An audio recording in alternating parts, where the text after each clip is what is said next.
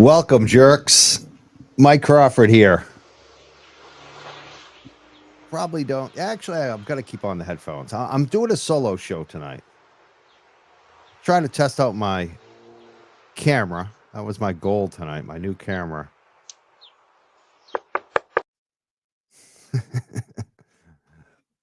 But I also wanted to go after these cops tonight. Bunch of cops to go after. My camera's not working. It actually does work. I finally set it up, but I thought it was worse than my computer camera because I haven't messed with the settings yet. So I gotta work out those settings. But I'm making progress on that. I'm making progress on everything. Just slow but surely. We'll just keep going with it. But tonight I wanted to talk about these mofos, these dumb asshole cops. If you're somebody that sees these guys ever knocking at your door, they're showing up at your parents' house, don't answer the door. And if you do have to answer the door, tell them that you have an attorney. If they reach out to you and they want you to go into the Norfolk County DA's office, contact an attorney. Don't willingly go in there without talking to an attorney. I'm just going to keep saying that over and over again because these guys keep showing up. And I told you last show what their MO is. People still on the YouTube comments didn't understand what I'm saying, so I'm going to say it again. Because these guys did it to me. I know exactly what they're doing because they did it to me.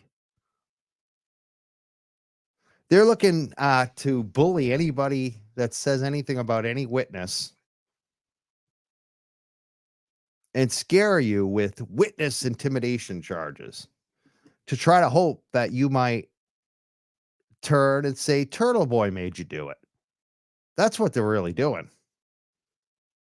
Don't be a friggin' rat. Don't fall for it. Don't lie for them. We all know that Turtle Boy's not directing anybody. But that's their whole game. Those are the questions they're asking. And it's just best to have an attorney. When they did that to me, when they were threatening me with witness intimidation charges through their third-party snitches, their criminal snitches that they use, they were all over me, dogpiling, gang, like a gang. They were gleeful. They thought they had me. And I did the old rope-a-dope. I did the Muhammad Ali rope-a-dope. I pretended I was out. I was a rope-a-dope. Oh, I don't know. I'm kind of, And the whole time, what was I doing? I reached out to the community. You saw that too, some of you who were around then. What did I ask for? I asked for referrals to a criminal defense attorney. And I got a shitload of them. And I picked the best one that didn't want to charge me. Not unless we show up in court. Not unless we made a formal agreement. So I got this guy on the phone who's a great criminal defense attorney. And he helped me through this whole thing.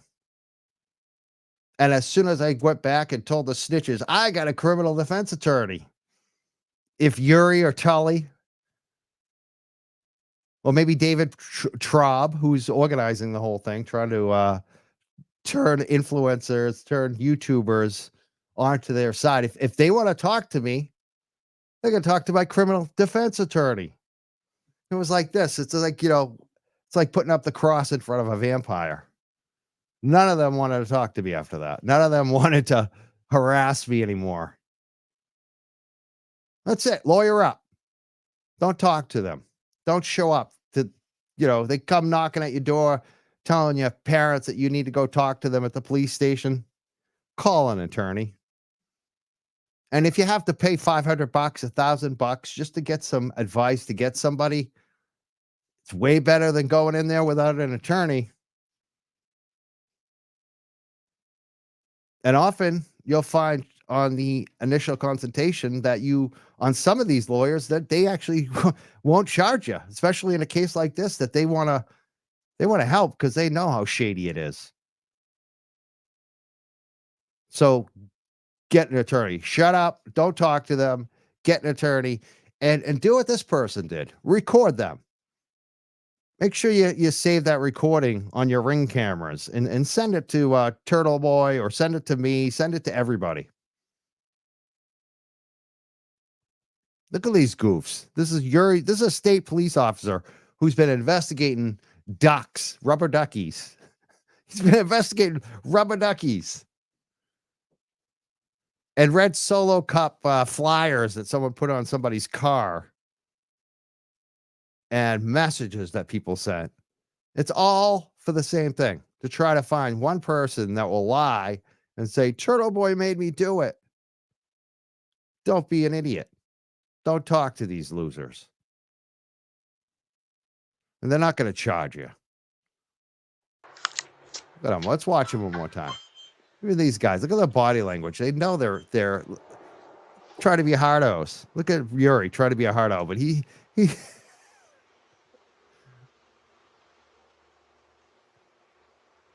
at these clowns. How much are they getting paid to stand here and ring the doorbell trying to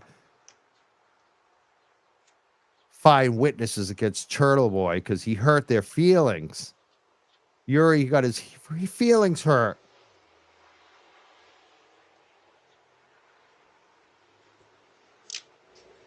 There he goes.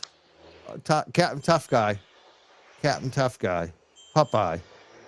That's Popeye.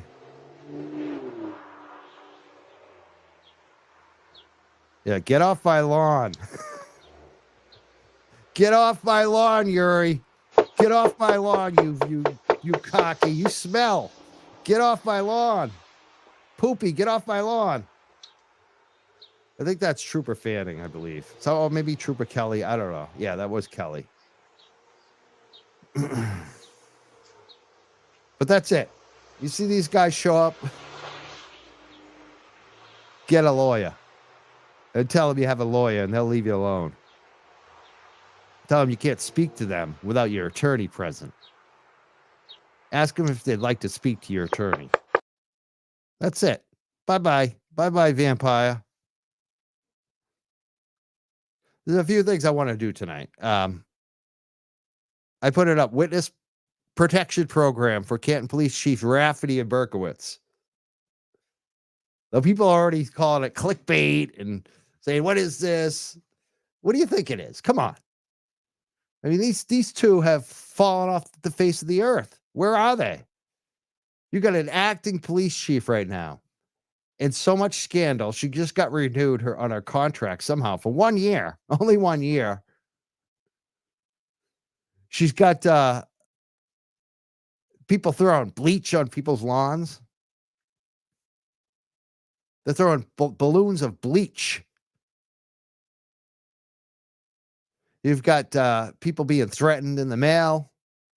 The chief of police herself hit somebody, almost killed them at a pedestrian, motor vehicle accident. She was driving.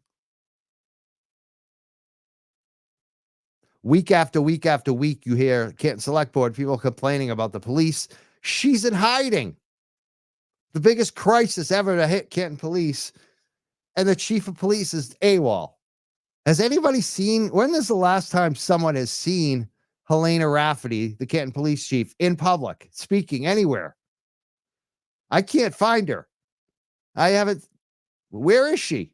Does she even work anymore? Like, I'm wondering, actually, maybe she is in witness protection. Maybe that's why. I heard Burkowitz took out his mailbox. Maybe these folks are in witness protection. Right? I mean, what could one think? If you have a police department, it's so much of a crisis like this, and you're nowhere to be seen. There's nobody speaking to the public about what's going on with your police department. Week after week after week, NBC 10 is featuring your police department more than they feature the Boston police, more than they feature anybody else about what's going on in your town. And you're nowhere to be found. You're AWOL, absent without leave. What are they paying her for? To hide?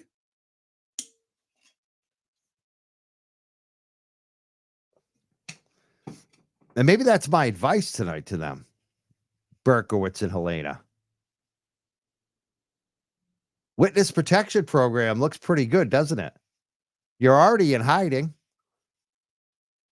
Why not get the Fed protection? What I want to do too tonight, since these two goofs, Berkowitz, who found all the tail light, and this again, let's think about Helena Rafferty and Kenny Berkowitz. Kevin Albert. Kevin Albert gets suspended. Now we believe it's about the guns, the drunk losing his badge and gun situation with Proctor. But you also have to question why Michael Proctor is suspended too. And ask yourself, is there a lot more than just the text? Which I do believe that there is a lot more. So you get the situation with Kevin Albert, suspended with pay. Huge scandal. You're not only like a statewide laughingstock, you're a laughingstock in your own town, but you're nationally a laughingstock. Canton, Massachusetts, Canton Police Department is the laughingstock on TMZ. They're a laughingstock on national media. And you're nowhere to be found. You suspend your. When is the last time a police department suspended a police officer and didn't make any kind of public statement about it? They cowardly put it out through their select board to read like a quick, like what was it, one sentence statement? You don't put anything out on it. You don't do a press. You don't even offer reporters or even the public any response on what's actually going on. So since they won't talk, what I want to do tonight is go back to their most recent statements when they were most recently in public speaking. And we're going to go back to Helena Rafferty when she lost her shit at a Canton Select Board meeting, when she started attacking people. It was the most like unprofessional thing I've ever seen in my life. I'm going to play that. And we're also going to play again the Burkowitz retirement party. And I intend to like use these videos over and over and over again until these two fools show themselves in public and explain what the hell is going on in their town and what they're doing about it and what their responsibilities for this situation were. Till they show some accountability, we're just going to keep playing these. And I want to ask the people listening, because there's a lot of new listeners, a lot of new viewers, a lot of new people who aren't as familiar with this whole thing like we are, like we've been going over. And I'm going to put this one up right here. I love these angry people. Where is he? Where'd he go? It's so hard to find him. Because they go by here, this one. Angry man. Clickbait. Clickbait. Dude, I'm offering you more information than anyone else. Bartman. Bartman harsh times. Clickbait. What's clickbait about it? These people are missing in action, clickbait clown. They're missing in action. They're in the witness protection program. Prove me wrong. Have you seen any signs of life? Are they still working? Like, has anybody seen them? Is there any video you could show me of them working besides showing up at the Patriots games? So I want to ask the question today for the people that actually want to learn something, not this guy who just wants to make little hit and run statements. It's easy to do that when you're not doing anything out there, when you're not providing any information or education. If it was easy, why wouldn't you do it?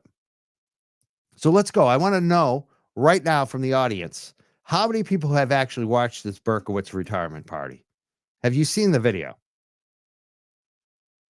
If you have, say yes. If you haven't, say no. I want to know from people watching right now, have you watched the Burkowitz retirement video? Yes or no? And again, think about this. Bleach is being thrown on the lawns of women like Rita.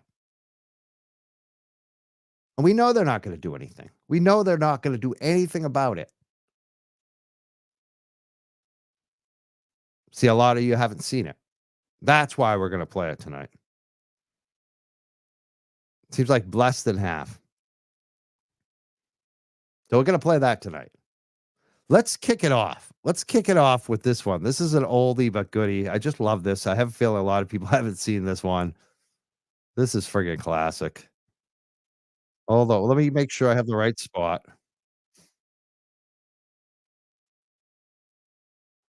It's gonna take me a second here. Thought I had it queued up. All right, here we go. She is just unbelievable. So this is August 8th, 2023. This is like the last time we seen Helena Rafferty. She's been missing in action witness protection program ever since.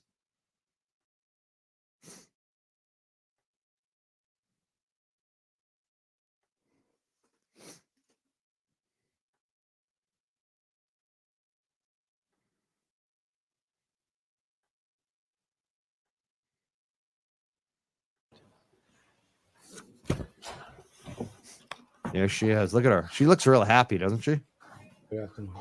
So good evening. Thanks for placing me on the agenda to come before you to discuss a few questions, concerns, and points that came up at the last select board meeting. Before I begin, I just wanted to let the residents of this community know that I'm always available to answer any questions you might have about the Canton Police Department. You can reach out to me at hrafferty@town.canton.ma.us. So first off, let's tackle the question. She'll privately talk to you, but she won't do anything in public. See, the Canton residents, after this, they asked for a question and answer. They thought she was going to do a question and answer at this August 8th, 2023 Canton Select Board hearing. Well, what you're going to see is going to see her run out of here after she makes her huge diatribe. She doesn't answer any questions. This is what these people are all about. Hush, hush, talk to me in private. They can't do anything in public, can't have any transparency, right, Helena? She's in the witness protection program. They can't talk. One of the speakers had in relation to body cameras. In October of 2022, the town and the police unions reached an agreement on a body camera policy to be utilized. From the moment the contract was signed, body cameras were planned to be included in the department's FY25 capital budget requests. Obviously, this venture will have to go in front of the Finance Committee, capital outlay, and if supported, would make its way to town meeting in May of 2024 for residents to vote upon. If the town meeting body were to approve, that would mean we could have body cameras beginning as early as fall 2024, barring no unforeseen circumstances such as any supply chain delays.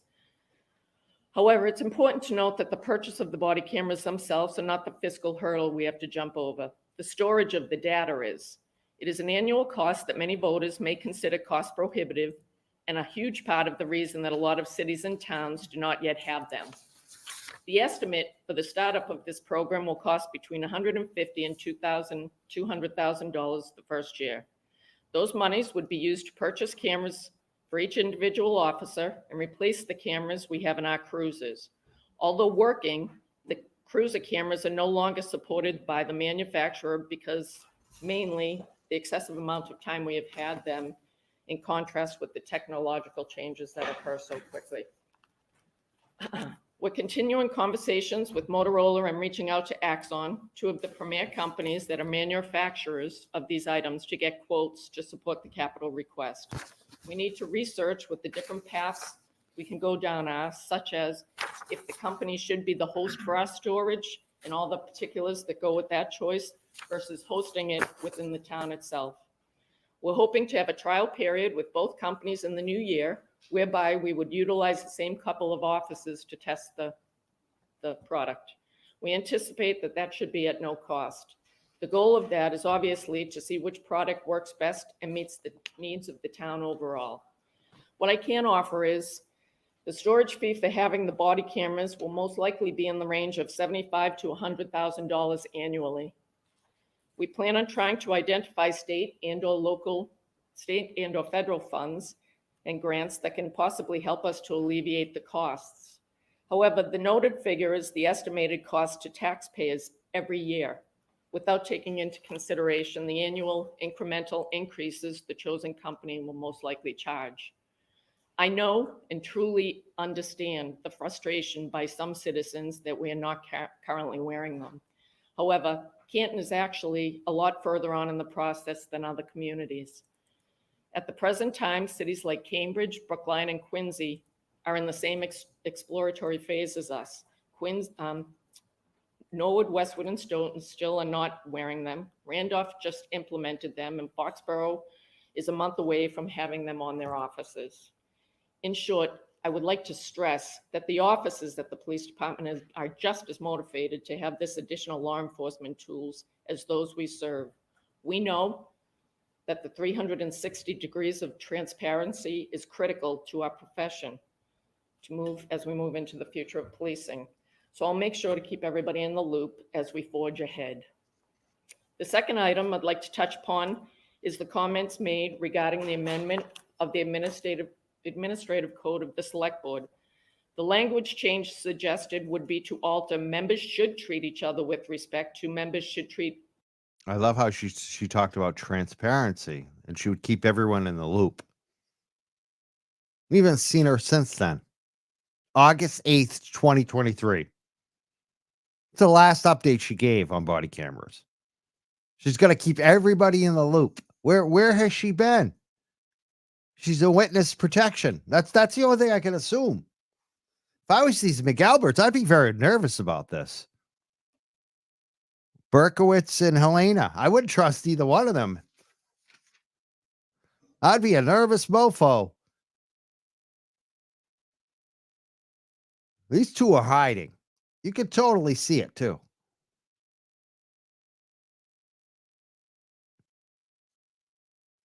Yeah, it's been a year. Next week, basically in 18 days or whatever it will be. It's basically less than a month. It will be been a year since she gave this update. Nothing since then. Not a word. Let's see where Helena goes from here with her talk about transparency and accountability. I'm sure she's not going to attack citizens right now. I'm sure she's not going to do that, right? No way. All people with respect. I just wanted to say that I totally agree with this thought process, especially in these days. People in positions such as mine and that of elected officials should be held to a higher standard. That is why I'm proposing it be adopted by every town board and every elected official. It seems hypocritical to solely make members of the select board adhere to such a rule when we have a current elected planning board member who actively participated in an event that made residents of our community feel disrespected, targeted, and intimidated. Wait. How many times has Elena Rafferty looked the other way when citizens have felt intimidated, targeted, harassed? This lady is so full of shit. No wonder why she's hiding from the public. She can't help herself. What a clown. Clown show. Helena Rafferty, you're a clown. She's calling out a planning board member.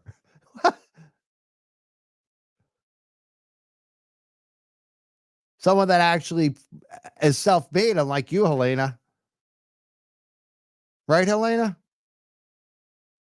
She's Kenny Berkey's girl. I mean, that's it. Team nepotism over here. Accountability. An event that I believe under statute 268-13A. She believes it. Most possibly be. Oh, that settles it. If Helena Rafferty believes something. Oh, wow.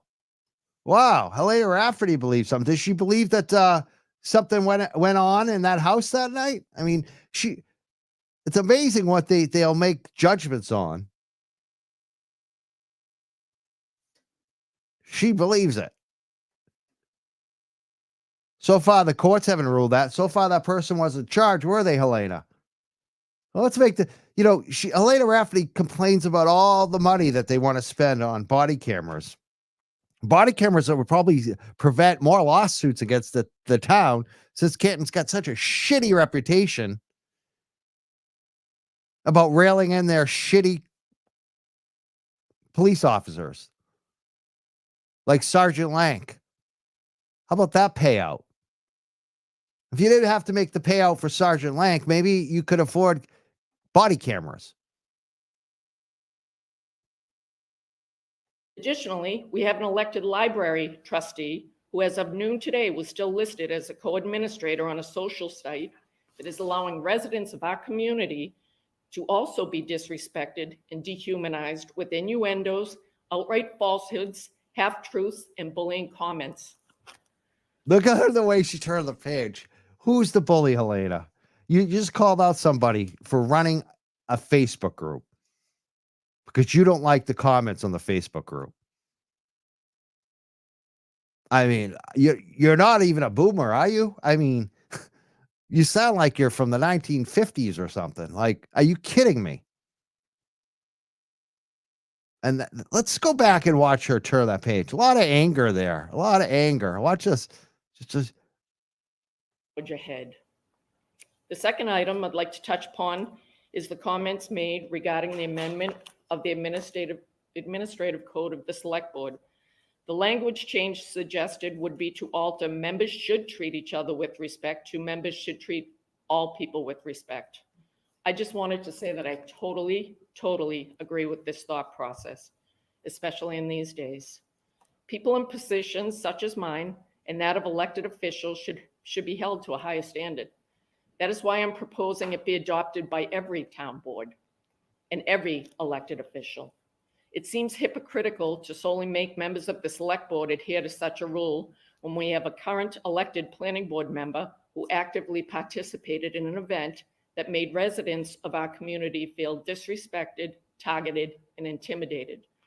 An event that I believe under statute 268-13A could most possibly be deemed a criminal act. most possibly. Additionally, we have an elected library Why didn't you trustee charge anyone, who has Helena? Well, how come you guys didn't? If you knew this was going to be criminal, why did you approach the organizers once you knew it was happening? Why instead did you put up cameras on light poles to record these people, almost like entrapment? And then you didn't arrest anybody. The only one you ended up going after was Aiden. So you called out these two people who you claimed did crimes, but you didn't arrest them. Sounds like you were trying to bully them. Sounds like you were trying to intimidate them with your official Canton Police Department position as the police chief. It seems like you might be a bully, Helena Rafferty, using your badge to bully other people who are on elected boards or appointed boards in the town because you don't like that they're calling out your corruption. That's not accountability. And then now you're hiding because you know the whole world knows. And I'm going to keep reminding people of what you did here. Just like the state police did it to me. Just like the state police have done it to Aiden. Just like the state police did it to Katie. Just like the state police have done it to all these other women that are showing up at their houses, knocking at the door. Just like Helena did to Rita Lombardi and all these other women who are frightened in their own town because you won't actually investigate the harassment that they're getting. You're a bully, Helena. And the whole world sees it. And I know it bugs you, and it should bug you because you've been exposed. You keep hiding in your little witness protection program that you got going over there with the McAlberts. As of noon today, was still listed as a co-administrator on a social site that is allowing residents of our community to also be people are disrespected, talking on the internet. How can innuendos, residents share their opinions on the internet? How that is so awful. That's so awful. How can you allow people to express their opinions on Facebook and Facebook groups? Oh my Lord, you're so awful. Right, falsehoods, half-truths, and bullying comments. I love how she turns the page. Oh, Comments, Helena. I might add, that if were made in a school environment, would and should have every resident in this town in an uproar.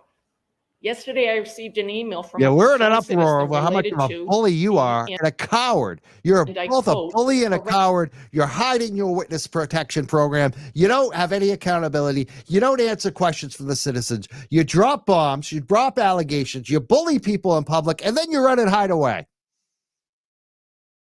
And then you watch the assaults that happen on video against Aiden. You watch Chris Albert make a threat, a violent threat, and you do nothing. You say, oh, we're going to summons them. We don't even know if they've been summoned. horrendous threatening posts on this site asking me to address the issue, as she is worried about how it may incite people to act moving forward. Let me make one thing. They're worried about people being maybe being excited to act. Well, we've seen people acting, and you've done nothing about it. You've done absolutely nothing about it, Helena, but hide in your witness protection program.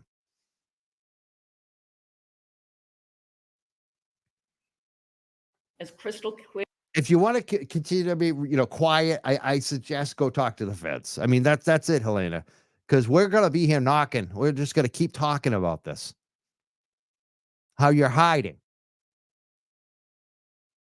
If you don't want to tell the public, you better tell the feds. Clear as possible to, as I continue with my comments to our residents. I embrace the fact that we live in a country where people can have different viewpoints. I respect everyone's right to voice those viewpoints under the first. Until they intimidate me. I mean, criticize me. I'm all about free speech until you intimidate me. Can you imagine these police mofos? They think that Aiden is intimidating them. They think that citizens are intimidating the police. I mean, First Amendment. I can appreciate that some people have questions on the O'Keefe case based on the limited information they have seen thus far. However, what I cannot accept is witnesses. Let me repeat that. Witnesses. These are residents who have not been charged with any crimes, being bullied in their homes, at their children's games, or on vacation, all under the guise of the First Amendment. This is a really slippery slope that, if allowed to continue, will cause a rapid decline in the amount of people who would ever step forward to be a witness in a case, and quite possibly the slow erosion of the criminal justice system. oh God, listen to her. You know what ruins the slow dissolution of the criminal justice system is Helena Rafferty. People in your town are afraid to talk to your police department. I think that has a lot more to do with it than Turtle Boy making some blogs about these losers who like to drink with their kids. I think the fact that you're Kevin Albert, you had to suspend with pay, and we still don't know why. I think that might have something to do with it, right, Helena? I think Michael Proctor might have something to do with it. But I don't think it's about Turtle Boy. Because Turtle Boy asked Jen McCabe some questions. That's not the reason. The reason is you. You're the poster child. There's a reason why you're hiding. Why are you hiding, Helena? Why don't you go in front of the Canton Select Board? Why don't you do a public forum and do question and answer with your constituents? Why are you hiding? That's why people don't trust law enforcement. When the shit gets hairy, Helena hides. She's in witness protection. And she sits there and tells, it's Turtle Boy. Turtle Boy's the reason why people don't trust the Canton police and the state police. It's not your actions. It's not the fact that you have a police detective that's been suspended with pay for hanging out with Michael Proctor, getting drunk in the cruiser, losing his gun and his badge.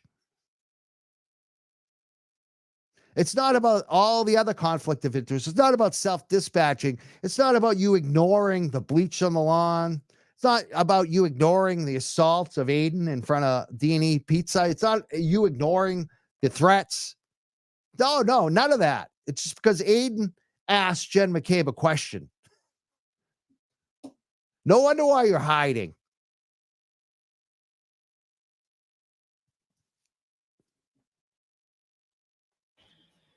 Conversely, as one of the judicial system, I'm sorry. Conversely, as one of the many people responsible for the safety and well-being of people in this community, I will not tolerate any persons in this town actively participating in actions that place those on the other side of this debate in fear by throwing all Bullshit.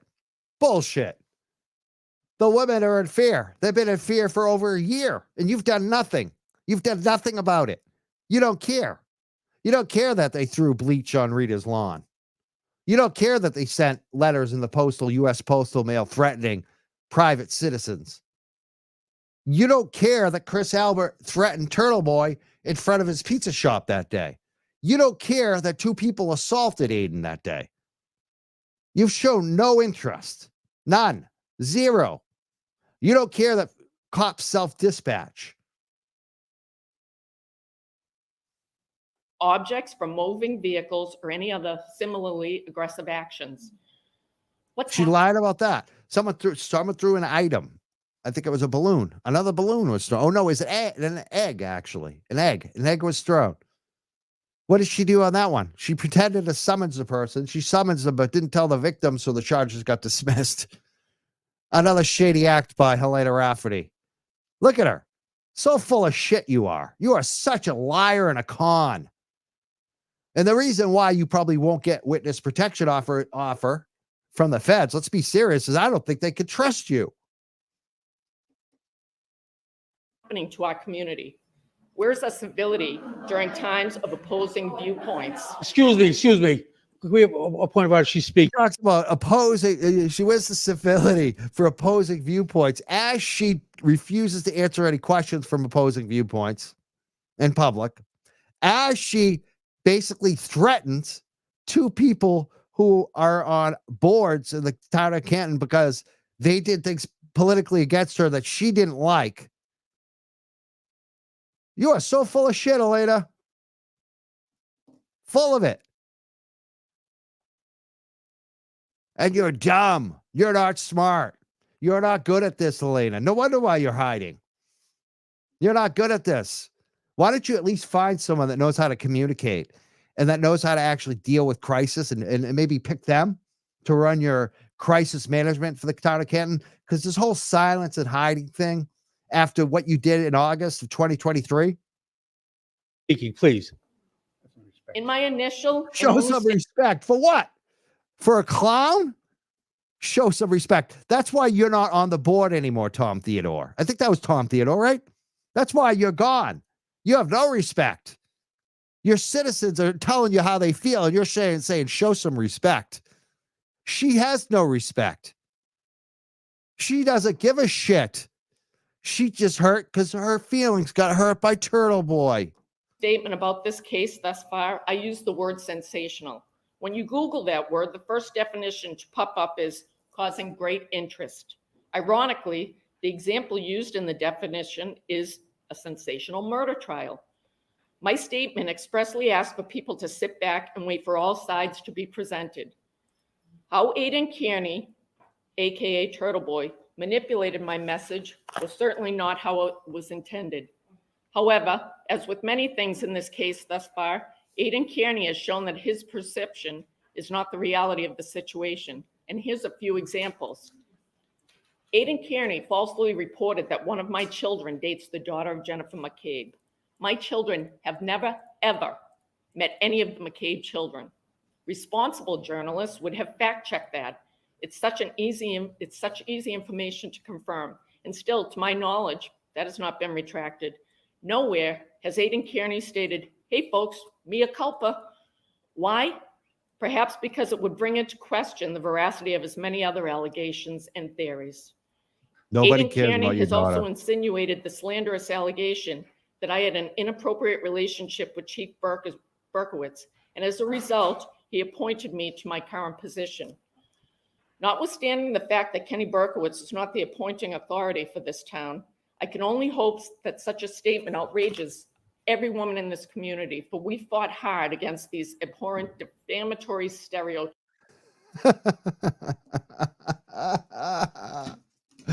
You protested too much. You will really do, Helena. really do. She calls him Kenny. I mean, that tells you everything about it. You know what, Helena? You may not have slept with him. I mean, there's that rumor going around. I can understand why that bothers you if you never slept with the guy, but it doesn't even matter. There are definitely work relationships. What do they call them? Work husbands, work wife. Where you don't it's a platonic relationship, but it's almost like a boyfriend at work, even though you never hooked up. That's what you guys look like. That's pretty obvious. And for you to pretend that Kenny Burkowitz had no influence, zero influence on you getting that job. A bunch of malarkey, a bunch of BS. Everybody knows that he had a lot to do with it. The Canton Select Board had nothing to do with it. Their best buddy? Come on. But this is the stuff she gets mad about. Look what she gets mad about. It's not about Turtle Boys actually breaking this story that's making our town look bad. It's he went after me. He went after me. Oh, poor me. Poor me. You're not fit for duty. You're not fit. You couldn't handle a YouTube show. Like, seriously, I don't know how you could be Canton police chief. You have the thinnest skin I've ever seen in my life. Types for decades. In the days leading up to his rolling rally, Aidan Cannon reported to everyone that Jennifer McCabe had fled to Maine to avoid his event. Again, he was disingenuous. Jennifer McCabe was in fact home when he and 75 to 80 people in 40 to 50 cars pulled up in front of her home with the bullhorn. She was inside with her husband and 2 of her 4 children. She watched this group of both residents and strangers converge on her home. Can you imagine the terror she must have felt for the safety of her children based on the state of the world today? Again, this is a witness in a case. Additionally, I know it's been circulated that John O'Keefe had conversations with Canton police detectives related to drug activity in that neighborhood.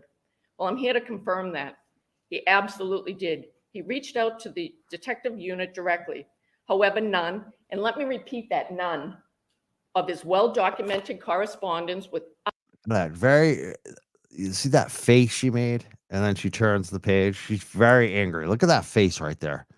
That's an angry person. That's an angry woman. And again, she's talking about this drug thing. We still don't know. We found, apparently Sean McDonough and Victoria Vento, they found out the name of the person. We still don't know any details on that. Never arrest. If there's never a case that never arrest, why don't we know more details, Helena? Why are you still covering up? us included anyone alleged by Aidan Kearney to be involved in this case. The point I'm trying to underscore with these statements, with the examples that I put forth as well, is the same one I was trying to make in my initial statement. Take information in and verify it. Be patient while all aspects of the case unfold. Oh, we've been The system patient. is We've been very painfully slow, patient. and It's it been should be, August. as It's the been since gravity- August 2023 since we've heard from you. We've been very patient with you. Our patience is worn thin. After you drop this huge little performance that you did here. of its process holds the liberty of someone in its midst.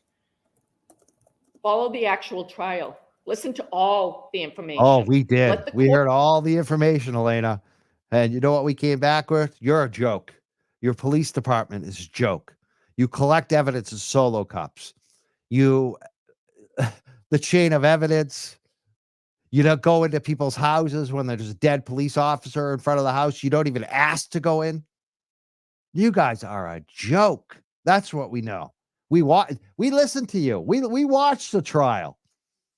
And what we confirmed is that the Canton Police Department are incompetent at best, corrupt to the core, obviously. That's what we learned. And the whole world knows it. And you're silent. You wanted another year, an extension to go look for a job. Courtroom be the forum where both sides get to present their case in full. Then make your own informed decision, Oh, whatever we that's have. going to be. We made our informed decision. I know that mistrust for the Canton Police Department has taken root around this case. Based on the feedback that I and officers have received, I'm not sure that it is nearly as widespread as portrayed by one of the speakers at the last meeting. However, I do acknowledge It's not widespread. See how foolish she is? She was predicting it wasn't widespread. It's worldwide, though. We got people in Australia, Norway, Spain. Like it started in Canton. When we started covering this, a lot of our viewers were from Canton. People watching in the town of Canton, and then it spread to like Quincy and Norfolk County, and then everyone in the state started watching. And then at a certain point, we started getting West Coast viewers, people from California and New Mexico and Nevada and all Chicago. All these other states started watching, and now, Helena, it's worldwide. You are a joke in Canton worldwide. I mean, we even consider sometimes like what time we're going live because people in Australia are going to be up too late tonight watching this. I'm sorry to our Australia people who are watching and our UK people. I know it's late tonight, but I mean, that's the way it is, Helena. The whole world knows. And all you've done with this little performance was pour gasoline on it and then hide in your witness protection program. You and Berkey hiding out. I want to know if Berkey removed his mailbox. Did he actually remove his mailbox like we were like the rumor? All these rumors coming around because these fools won't ever talk. They won't ever speak on what happened here. No accountability, no commission, nothing for the citizens. The citizens are kept in the dark. Be quiet. Listen to your corrupt leaders. that it is there, and I hear you. No, you I don't hear believe him. the first step You're of a bridging liar. that trust gap is You're a liar. You're lying. That's all you do. effective and healthy communication. I'm also open to discussing ideas She finally looks around because she realizes, like, I'm reading this thing and I'm so phony. I got to look around at least and pretend that I'm actually caring about these people in the room. Then she puts her head down and starts reading again. that residents believe will help build that fractured trust amongst those experiencing it. So let me reiterate, I am willing to meet with any Canton resident. Yeah, I'll meet with you one-on-one where there's no recording of it, no accountability. Nobody knows about it. I could just throw smoke up your ass and then deny it later. But I'm not willing to do a public question and answer. I'm not willing to set up a commission to look at the accountability. I'm not willing to back a police audit to see what's wrong with our town police department. In fact, I'm going to oppose that. In fact, I'm going to threaten the people who are organizing towards that goal. But you can meet with me one-on-one. Kind of a joke are you, Helena Rafferty.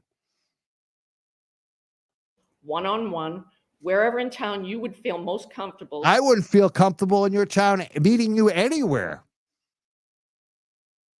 Unless it was in public and recorded. I don't feel safe around Helena Rafferty. Now think about that. I'm a macho tough guy that likes to wrestle and, I'm not afraid. I don't feel safe in a room by myself with Helena Rafferty because I don't trust her unless it's recorded and there are witnesses there. So that we can have a dialogue. A where you can ask dialogue. questions. A And you dialogue. can get a sense of who You I want am. a dialogue. And what I Hidden away in a room by yourself. You don't want to speak to people and answer the questions in public. You want a dialogue one-on-one where you can control it and intimidate people. Maybe you can make some more threats. Is that what you want to do? You want to threaten some more people? stand for as the leader of the Canton Police Department.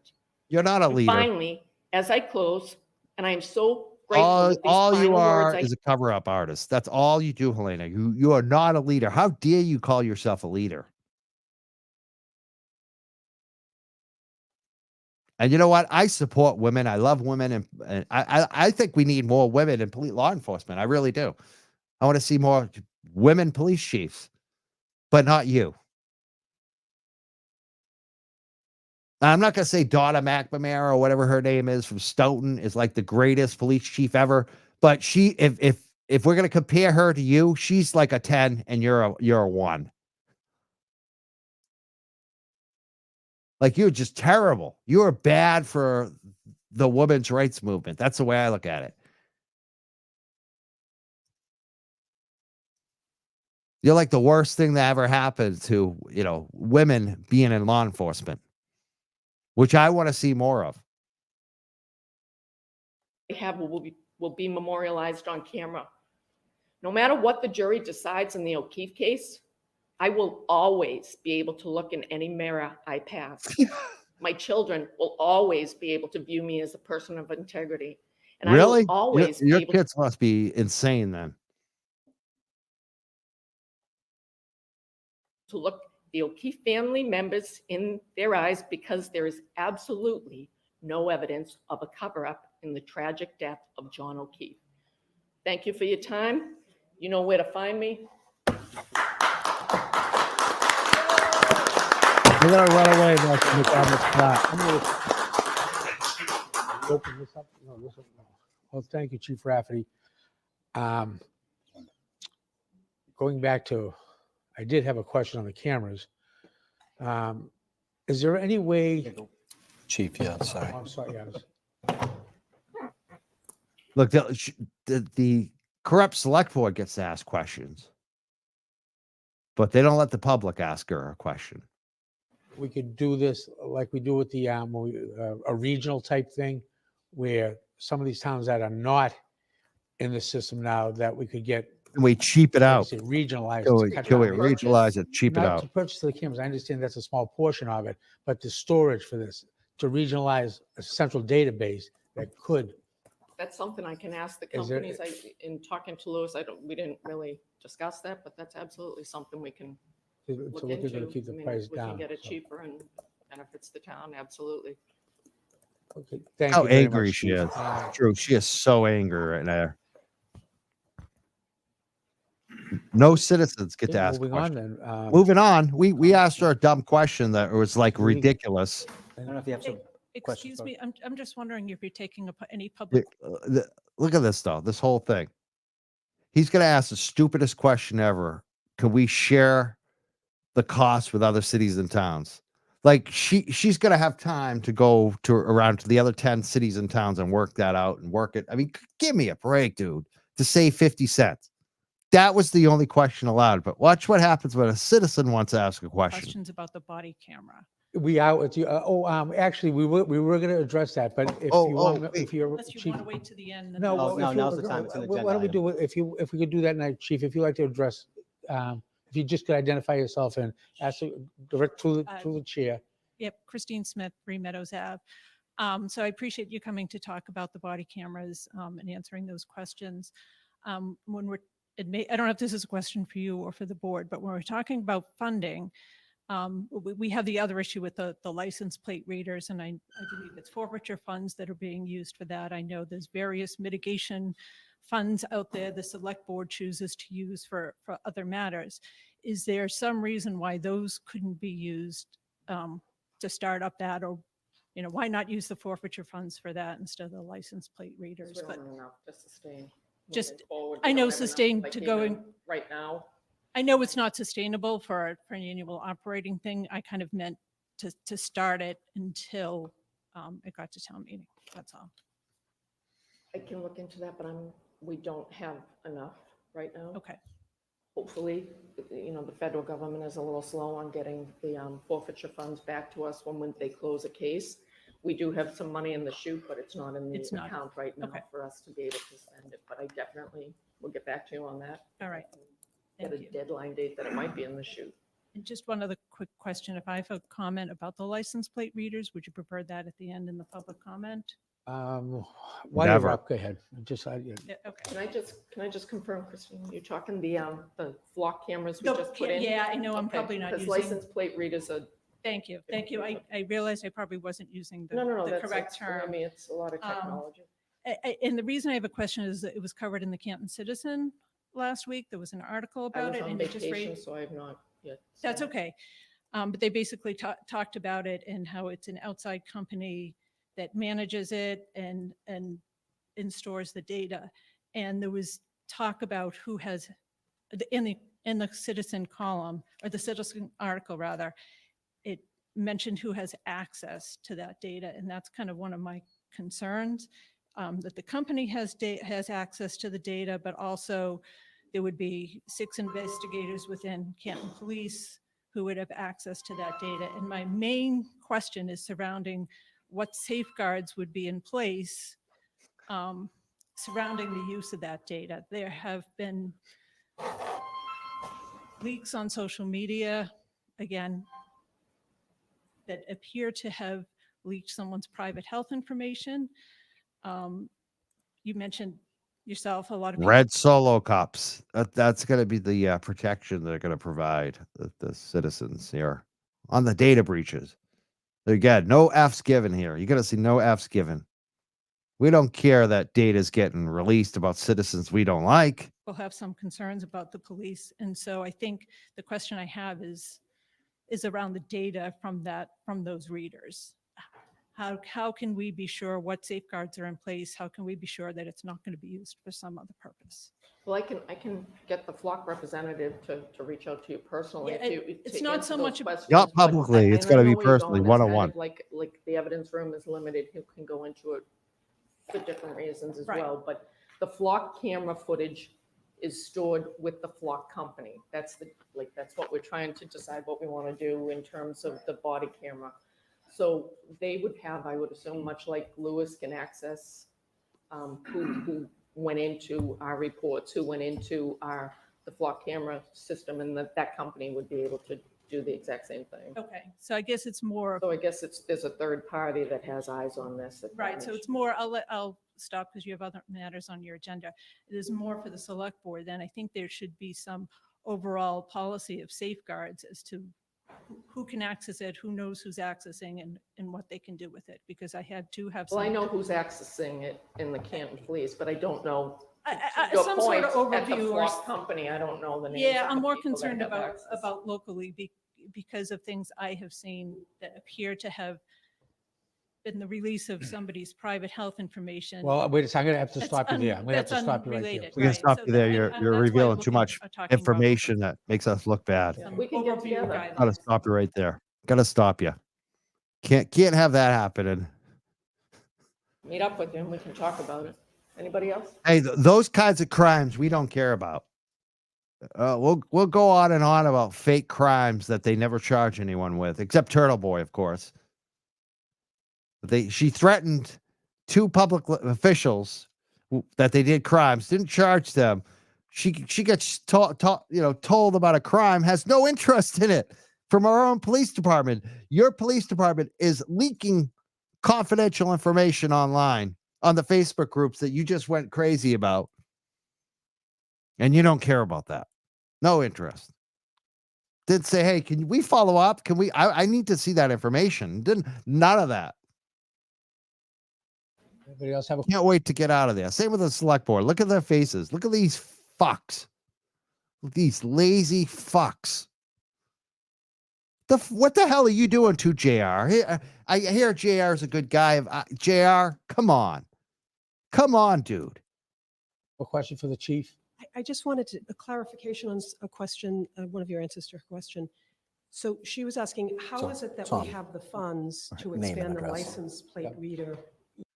Before we continue here, I want to thank everyone who's been giving us super chats. We got Brown Eyed Girl, who just gifted a membership. Glenn Lake gave 10 memberships. Thank you so much, Glenn. And we got some new members. Amazing super chats coming. KPT. I want to thank Little Irish Girl. She donates a lot. I want to thank our moderators. They came in big tonight. They always do.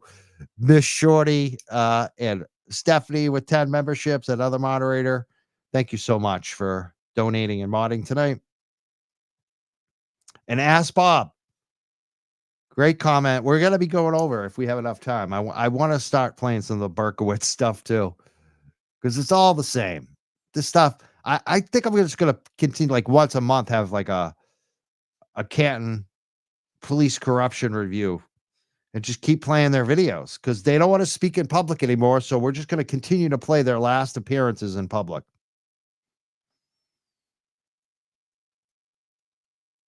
All right, let's throw this up. Continue this. This is right now you got Kathleen Howley is speaking. This is an August 8th, 2023 Canton Select Board meeting. The last time we've seen any proof of life of Canton Police Chief Helena Rafferty. The last time she's been seen in public, last time she answered any questions. Excuse me, not to interrupt you. I just need your name and address for the course. record. If you- Kathleen Howley, 43 Sherman Avenue. Yeah, we need your name and address so our friends can throw bleach on your lawn. So helpful, you Canton Select Board. I mean, are these guys aiding and abetting the harassment? I think she was asking, how do we have the fund? I know the forfeiture funds, so they're already in place to expand the license plate readers. So that's which, law-abiding citizens don't mind being surveilled. Even though we know you're a Canton resident, we need you to say it on camera so our goon friends can harass you and throw bleach on your lawn. Is that what's going on? Seems like it. We're just sticking by the rules, right, Canton Select Board? Why can't we take the funds that are already available for that and instead get the body cam program started with the funds already in place? Fair question. The flock cameras cost $25,000 because there's only 4 of them, and the storage is with the company. That's it, $25,000. To start up the body cameras, to purchase them, because we also at the same time have to purchase the new cruiser thing, so everything's talking to each other, is $200,000 to start up, to get the camera for every officer. So I would, if I $1 megabucks just to get body cameras on everybody, I would pay it, but we just right now don't have those funds. Hopefully, like I said, the forfeiture funds, if the case is closed and they send us the money that we're due based on being involved with cases, because we have federal partners that we work with cases with, and that's where the forfeiture comes from. Am I making myself clear? Does anybody have, okay. Do you want to talk Thank you. about the Thank you, Chief. worst case scenario was the capital process that you're going to put it in for that? Yeah, so the worst case scenario, well, Randy could probably speak better to this, the finance director, but like, I'm hoping to have body cameras on everybody by, like, if we get funds July 1st, I will order them because I know I have the money there, and we'll move forward. And at the very least, I know each of these companies they're vying against each other, so they're gonna give us pilot programs for offices. So in January, hopefully they will be on a couple of offices in the town that we can test them. So we're getting there. I know it's not as quickly as you would like, definitely not as quickly as I would like, but it's coming, and it's coming. We're not way behind the pack. As a matter of fact, I think we're a little bit ahead of the pack. Any more questions for the chief regarding excuse me, we step up to the, this is regarding the cameras, correct? Yes. Okay, if you could just identify yourself with your address. Jim Quigley, 62 Maple Street. Full disclosure, I am a retired Canton police officer. I'm a current member of the board of, the planning board, and an unsuccessful candidate for the select board a few years ago. And I just think based on these questions, it fed into what the chief stated originally. It's not license plate readers that this funding is going to, it's flock cameras. It's an investigative tool that was clearly stated in the article and by the lieutenant that presented the program 2 weeks ago or a month ago. It's an investigative tool. It's not cameras that are out taking pictures as everybody drives by. It's not an invasion of people's privacy. It's not picking your car up because it's unregistered or you have a warrant or whatever it could be. It's an investigative tool to help people get their family members back if they're missing, property back if they've been a victim of a crime, or other towns that happened here. I love how smart this guy is. He's such a smart ex-cop. You know what you didn't mention, smart ex-cop? Using these cameras to film a protest. That's what they use them for in Canton. They film a protest. You didn't mention that, did you, you clown? You smart cop. He's so smart. He needs to correct everybody. It's like, this is just for when a child gets kidnapped. No, dude. This is so Helena Rafferty can harass people for protesting. if we were able to use a camera that saw the crime that happened in That's Canton. how they use the Because another cameras. town had this. It's not somebody eyes on it 24/7. No, it's just It's when a- you're doing a I don't know what protest and we flash need to stands film for. you. But it's an investigative tool. It's nothing more than an investigative tool to be used by a certain number of Not people in the investigation of a cop department that will have murder. limited access to it. No, we're gonna investigate the protesters. Not to investigate people throwing bleach on people's lawn, not to investigate assault and batteries in public that are filmed, to investigate violent threats, not to investigate people sending threats in the U.S. Postal. None of that. Not to investigate Kevin Albert. No, the block cameras are to record people protesting in public.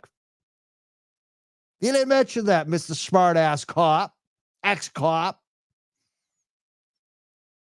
Look at this guy. No wonder why you lost. People can see how full of shit you are. It's nothing more than that. Nothing So more we than have to that. Stop again. To stop making these protest. Statements. We got these cameras to stop the protest. We got these cameras to intimidate our citizens. It's not like Big Brother's watching. I mean, there was a science fiction book I wrote when I was younger about this. The cameras were going to be used to 1984 shit. Like, that's what it is. That's what your town did. Out of nowhere without full knowledge and creating controversies that shouldn't be there. And it's just, I'm not nervous, I'm mad. I'm mad. More Shut the importantly, hell up, you sad punk. because You're a it's punk. not staying- Shut up, dude. He's pointing at Kathleen right now. You're a punk. Sit down. Oh. I'm not I'm picking mad. on any individuals. Yes, but he the points at misinformation- Kathleen. I'm not picking on individuals as I point at Kathleen. You know what, buddy? You didn't get filmed doing a protest. You didn't get threatened by the chief of police for doing your First Amendment right. So why don't you sit the hell down? Punk ass. And the lack of knowledge that's been put out there, it's a statement based on what was made. Bully. You're a Okay, okay, friggin' Jim. bully. You're a punk and a Statements bully. that were Okay, Jim, made we're that are gonna- misstatements. Tommy. They're not. Where's the question, too? The citizens are lined up to ask Helena Rafferty a question. Former police officer in the town gets up and does this diatribe and harassing the citizens with questions, pointing at Kathleen. License plate Okay. readers. They're investigative tools. Okay, thank you. If you want to wrap that up, Jim. Even JR's like, "Urgh." I mean, he knows. Huh? If you like, Trisha Martineau. I live on 2 Palmer Drive. Look at that. Did you see that? JR, he was even like, time to go to the next one. This guy has no question. None. It's nice to meet you. I think I met you one time before. But I do have a question. I like the readers because my father-in-law had Alzheimer's. If you, Talking about readers. you and know, body I just cams. think that's a cool thing to have. But I also just want to address something that maybe tell people protocols that were followed that day. And that way people wouldn't be so. no, excuse me. If I What are can we just talking address- about right now? We're talking about the readers. No, we're talking about. See what I love about this is this lady right here, right? I've had issues with her. I'm gonna just be frank. She's been on my show, and she's one of these like, even though the police have harassed her for speaking out, she gives them the benefit of the doubt. And this is classic right here. She's trying to help them. She's actually, you could see here, she's trying to help the select board of the Canton police. She's almost saying, hey, can't we talk about some good stuff you're doing? And they shut her down. Some people just like the abuse. I don't. Body cameras. The O'Keefe case. Yeah. And you know what? Like, I know you think can't talk if about I it. can They just talk seconds and then over I her. will. I think a lot of people do not understand the process. And I actually spoke with the district attorney today about that. That's something Even needs to Helena come in got and that. explain Like, the process. this lady's trying to help us. So finally, Helena turns around and speaks to somebody 101. Oh my God. These people are just classic. To the residents of this community, so I am working on that. I'm hoping that in the next, She's still working on it. we'll be able to do that. But I 100%, She'll be no timeline. I guess a year from now, maybe she might have something for us. It's been a year. Well, I'm still waiting, right, Helena? Still waiting on that. What do you got for us, Helena? It's been a year. I think a lot of people are confused by I love how Trisha and Helena are talking over each other. I love that.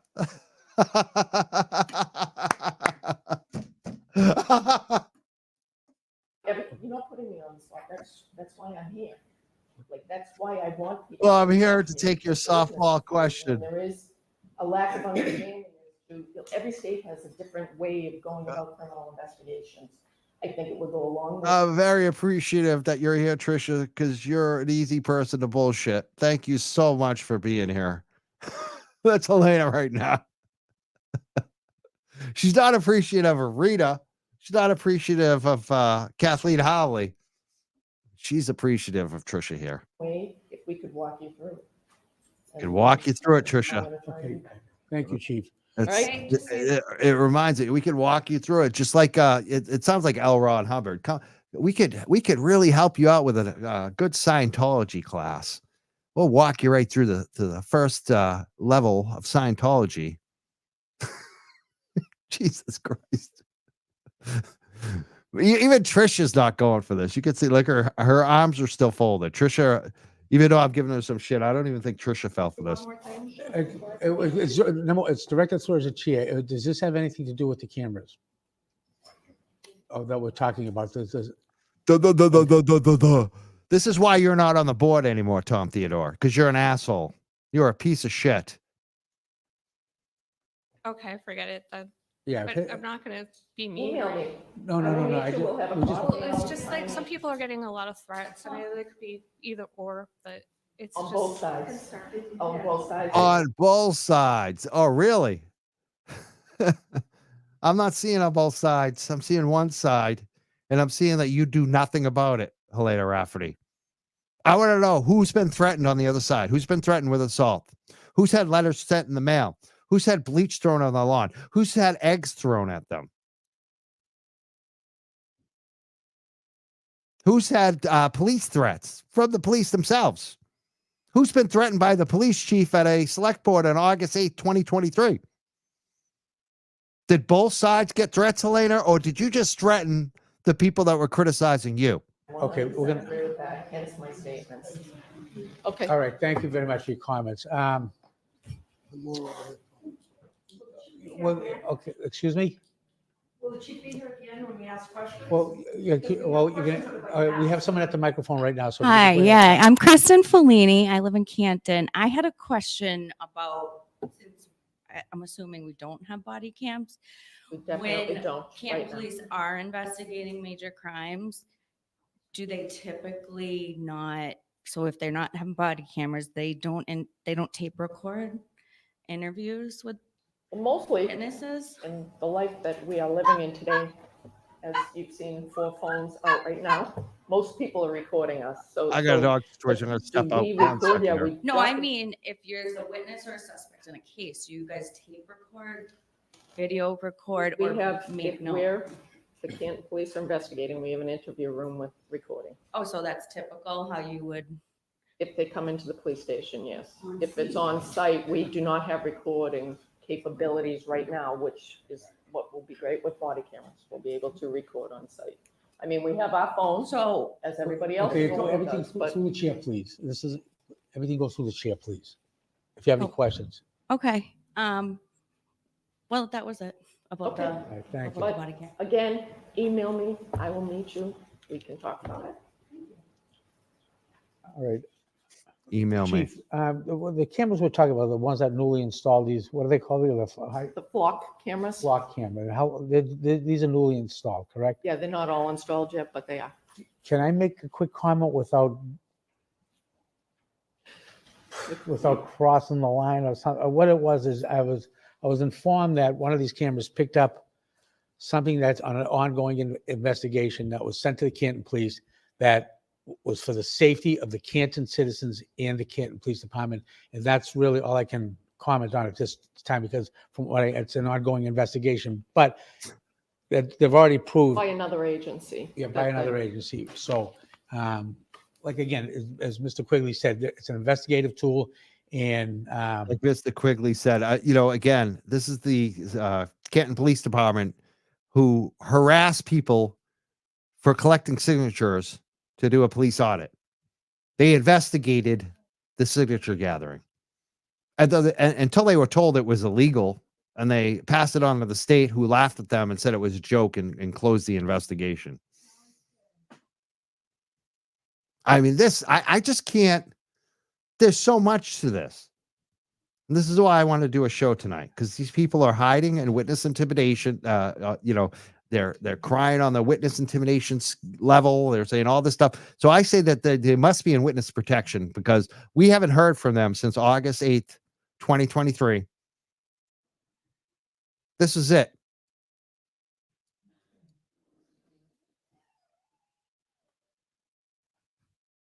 Thank you, Ask Bob.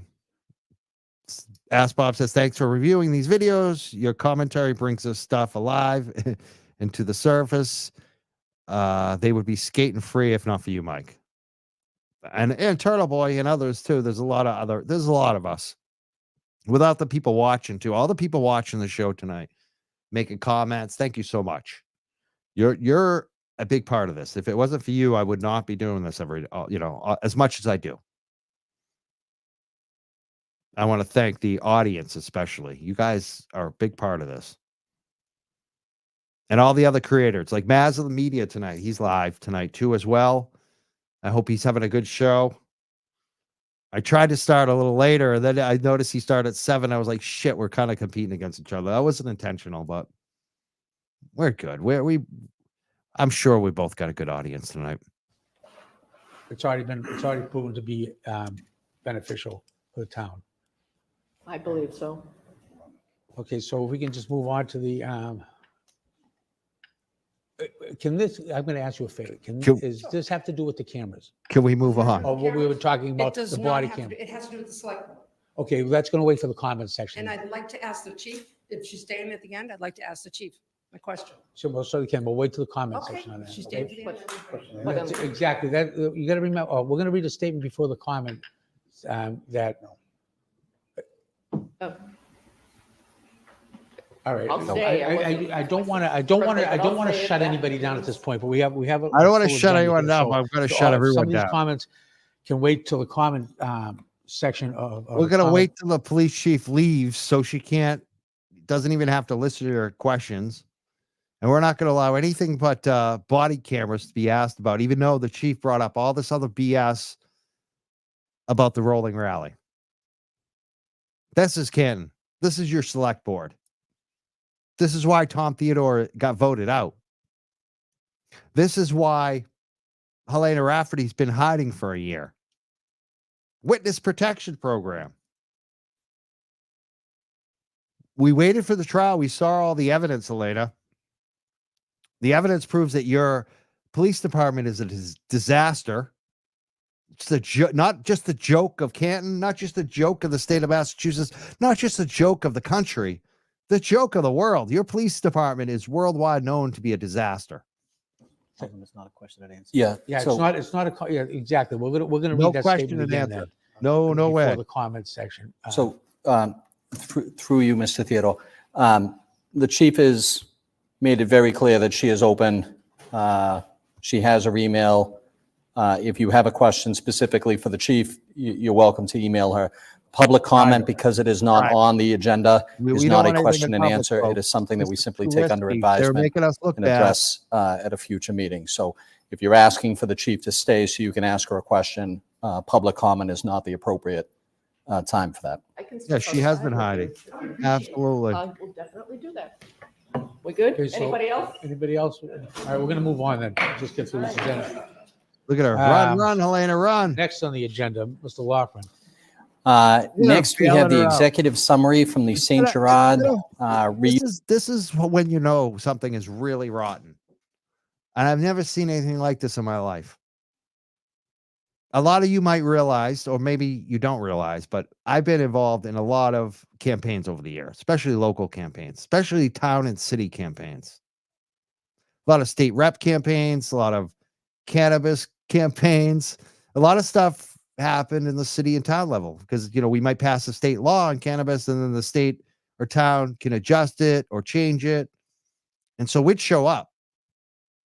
And a lot of times, like for instance, after decrim, some of the towns could raise the fine. Some of the towns tried to even illegally allow arrest again. So we'd show up. And what I learned, because I've been to like probably 100, I would say 100 different cities and towns across Massachusetts doing this stuff.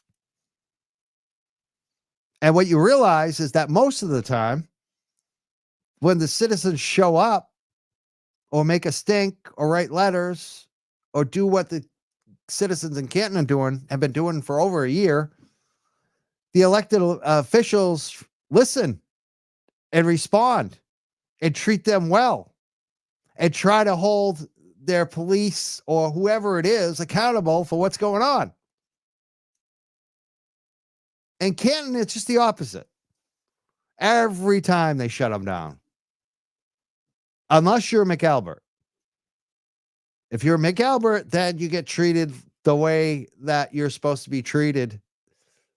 And not only that, you get special rights. You get the phone number of the police where you can self-dispatch them to help you out. So this is not normal. What's going on in Canton is not normal. This is very strange. Electeds are supposed to represent voters. Electeds are supposed to respect their voters, not shut them down every opportunity they get. You have the police chief. Everyone wants to ask her a question, and you're shutting it down. You're moving on. You're not, I understand if they have a lot of town business, other people there to get their liquor license or their special permit, or they're going to give an award to, some high school kid or whatever, the elderly folks that are there. I understand. But if that's the case, if you have a big agenda, set up a forum, set up a 1 hour, 2 hour forum where the police chief comes in, have it recorded, have the citizens be asked their questions and have them answered. That's what you do in a crisis situation.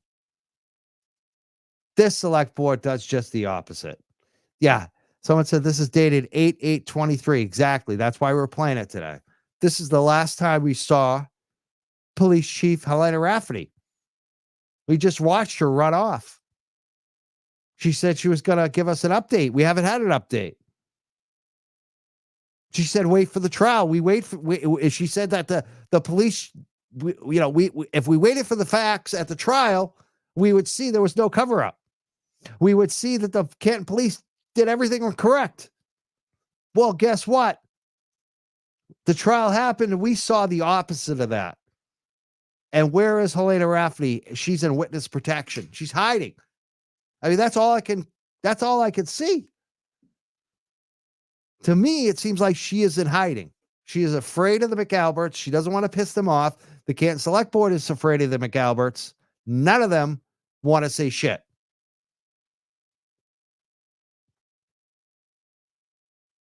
So that's it. That's what happened there. What I want to go to now, I want to go to the Burkowitz. Let's bring up Kenny Burkowitz, the retirement party. We're going to play some of this tonight. Maybe not all of it. I may even revisit this again. But like I said, I'm going to continue playing this stuff.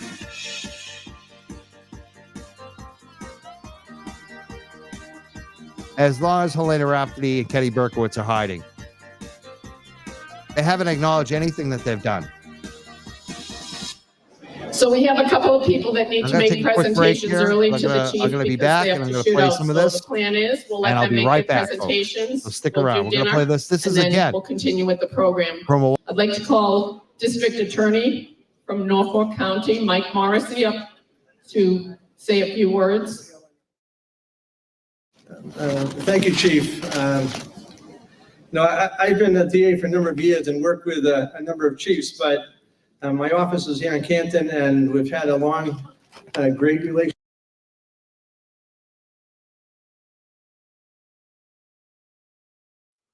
I just had to jump out before I jump out. I'm going to take a quick break and go check on the dogs. But did you notice? Here he is, Michael Morrissey. Get to the headliner right here. The two buddies. Here, so we got Helena Rafferty. This is the Burkowitz retirement party. If you haven't seen this, this is a very good video to watch in its entirety because it gives you an idea of who these people are, their relationships, and the culture of Canton. And the culture of Canton is Burkowitz is a fixer. He fixes things for other cops. He's the guy that everyone goes to. Everyone knows. He's got a Rolodex. He knows everybody. He knows how to fix things. And he likes to drink. And Morrissey is a drinker. And you're going to see the gift that Morrissey gives Burkowitz. And Burkowitz is going to tell a good story about how he got drunk on a boat. Oh, actually, he wasn't drunk. All the other cops were drunk. He wasn't drunk. He just couldn't see, even though he was driving the boat. These guys, I mean, they hang out at this marina and they like to drink their beers, and it's very obvious the culture here. So I'm going to play this. Just check out. This is the Kenny Burkowitz retirement party with Canton Police Chief Helena Rafferty. This is the retirement party where apparently Higgins made a speech about if you need to cover up a body, that Kenny Burkowitz is your go-to guy. It was actually removed from the video, so we don't get to see it. However, you will see at one point Higgins does get thanked, and they pan over to the table where Brian Higgins is sitting with Brian Albert, and who else is there? Kevin Albert. The whole gang is at this retirement party. And this is a short time after John O'Keefe died. So John O'Keefe dies like a month or two later. They're having this retirement party, thanking their boy Kenny Burkowitz, who helped cover up the whole thing. He's the cover-up guy. Kenny's the fixer. Kenny the fixer. That's what Helena has learned from Kenny. She's learned how to fix things for other cops. Cover up. That we never have a scandal. We never have any complaints against police officers, even though every single Canton Select Board meeting is another police officer that has a complaint against them. I guess Kevin Albert's the first one ever. We're going to play some more of this. Relationship with the town and Chief Burkowitz. And I know that I like the fact that I've had very few call-outs, and hopefully, Helena, that will continue, that we don't get together too often. But when we've had difficult cases, it's a first-rate department, and we enjoyed a lot of support from the chief. Now, I know some of my friends have, having been in politics for a long time, I said, well, geez, I could bring him a citation. You're retiring. Who cares? So sorry about that, Billy Galvin. So all right. Well, the good news, the bad news is my friend is running for re-election, and hopefully you'll vote for him because I need people like that to stick around too. So, but the chief and I have a lot in common, but one particular thing, and I know other people when they retire, they get watches and things like that, and that's great and stuff. But the chief and I actually share an important hobby together. So sharing that hobby, I actually got him, and Chief Wells would understand this, something useful. So Yeti beer containers, so you can keep the stuff cold down at Marina Bay. So I also got two different colors, so you can, at least the captain and the mate can keep the beer cans separate, so we don't confuse them in your old age. So I just wanted to say that it's been a pleasure to work with you. You left the department in great hands, and I enjoyed every minute of it. And I just want to say long and happy and healthy retirement. Congratulations, Chief.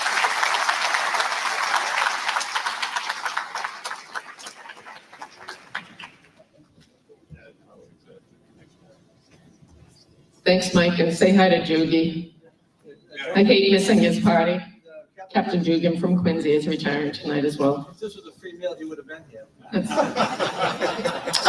Next we have up from the Canton Association of Business and Industries, Mr. Josh Cohen. Josh.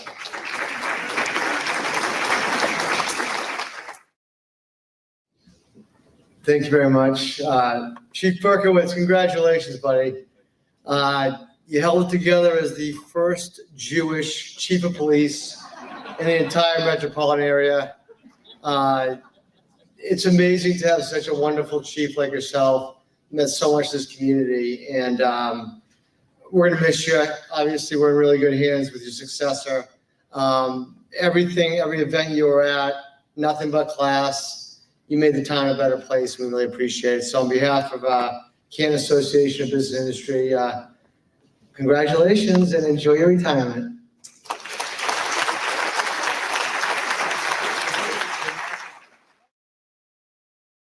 Well, it is great to join you down here in Norfolk County. I come from Middlesex County and the High Sheriff of Middlesex County, and I bring greetings from your Sheriff Pat McDermott, who is right now in Washington at an all Sheriff's Authority meeting, which is a pretty big deal. So he couldn't be here. He wanted me to send his regrets and his deep respect and abiding respect for Ken Burkowitz. Let me just say that I came down today because I love this man, right? I got to know him. I had heard a great deal about him over the years. I kept hearing Burkowitz, Burkowitz, Burkowitz. Then when I met him, I was a little disappointed. I got to be honest with you, you know? He wasn't quite what I expected. He was a little bit smaller. He didn't have as much hair. He wasn't as pretty. But I traveled to Israel with Ken. So I asked the chief if I should roast, and she said yes. So I am going to tell you a little story about Ken. Because, by the way, I will say this about Ken. You don't mess with Ken, as you all know, right? Because I'm the guy that was eagerly looking forward to give him a shot every time I got the chance. And before I finished my own laughter at my own joke, he gave me a 1-2 back before I could even think of it. You know that humor that he's got? So I do this I tread on this very lightly, but I'm going to do it tonight. So I knew Kenny, and I knew of his legend, and we were now traveling to Israel together. And it was a really wonderful, warm, beautiful trip, very spiritual, and it was really wonderful to be and to get to know Kenny. I remember seeing Kenny in the airport. I didn't really know him that well. And Kenny, and I see Kenny in the airport. We're going for like 10, 11 days. Kenny's got a garment bag, a little garment bag from the tuxedo shop, and he's got an overnight bag that he's taking, right, for a 12-day trip. I'm like, how is this possible? Everyone else got these huge things. I think he just didn't want to pay the baggage fee through the airline, right? I'm like, how can he possibly travel for 11? Look, you're smiling at me right now, Kenny. I know you're going to get me back. So I don't know how he was going to do this. I was perplexed by this. And he kept wandering around the airport. He just looked like he didn't know where he was going. I was kind of worried about him. I felt like I should go and take him by the hand and bring him to the check-in. And as he walked around, I remember I was at the far end of the line, and Kenny was up early in the line. And Kenny was up there, and he had his little garment bag, and he had his overnight bag. Do you remember this moment, Kenny? I don't know if I tease you. And I think they were saying, Little Kenny. That's big thing you're gonna see here too is these guys all that his overnight bag was too big to carry on, which covering for their friends, getting each other back, needling each other. Revenge. I'm gonna get you back. I'm gonna get you back. But they're just joking. It's all just jokes. Here's some beer koozies. We like to drink. This is what they're all about.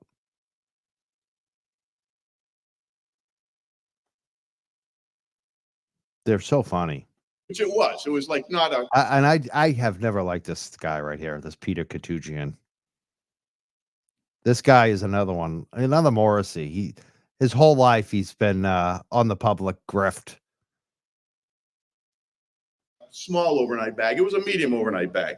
And I could see him up there, and I'm at a distance, but I can see him with the clerk at the counter arguing back and forth, and he's showing the bag, and I could see this all from a distance. He's showing the bag, and then they get that little box, with a metal box that you put the bag in to see if it fits. And I swear to God, I swear to God that Kenny didn't want to pay.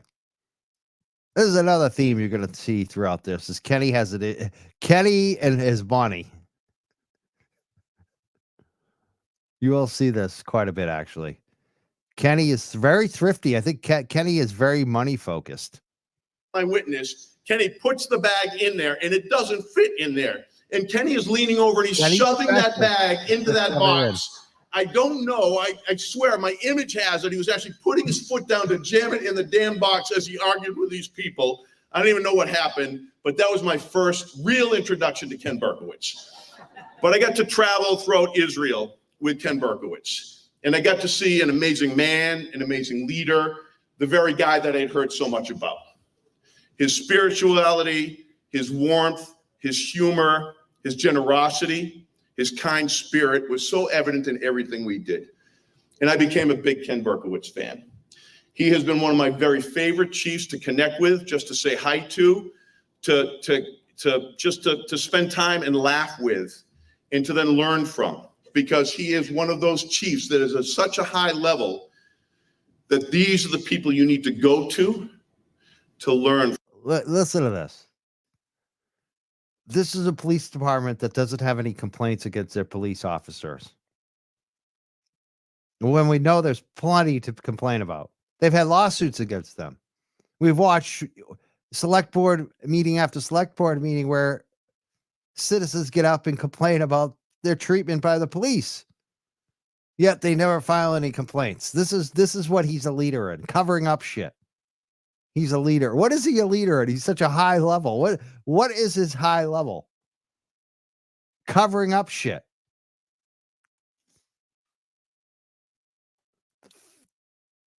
From. He is one of those guys that every other chief in this Commonwealth, not just in Norfolk County or even Middlesex County, everyone knows Ken Burkowitz. Yeah, they know him now. They know him nationwide now. Now he's known worldwide. And it's not good, is it, Peter? Peter? Peter Katusian. It's not good, is it? Everyone goes to Ken Burkowitz. Everyone loves and respects Ken Burkowitz. So I did want to say, they love and respect him because he fixes things for them. I wonder if money comes into play. That I brought official greetings, and I know, Ken, I realize this is kind of mean. You've just been trying to figure out what to do with all the plaques you received over these decades, and I'm giving you another one to figure this out with. But I brought a special greeting from the sheriffs of Middlesex and Norfolk counties for your 30 years of exceptional dedication and service to the people of Canton. Your passion for the job has never wavered. Who that is? And That's has become Brian a Higgins part right of the there. Burkowitz Picture of legend, Brian Higgins known on the locally, nationally, and internationally. There he is, Burkowitz with Higgins.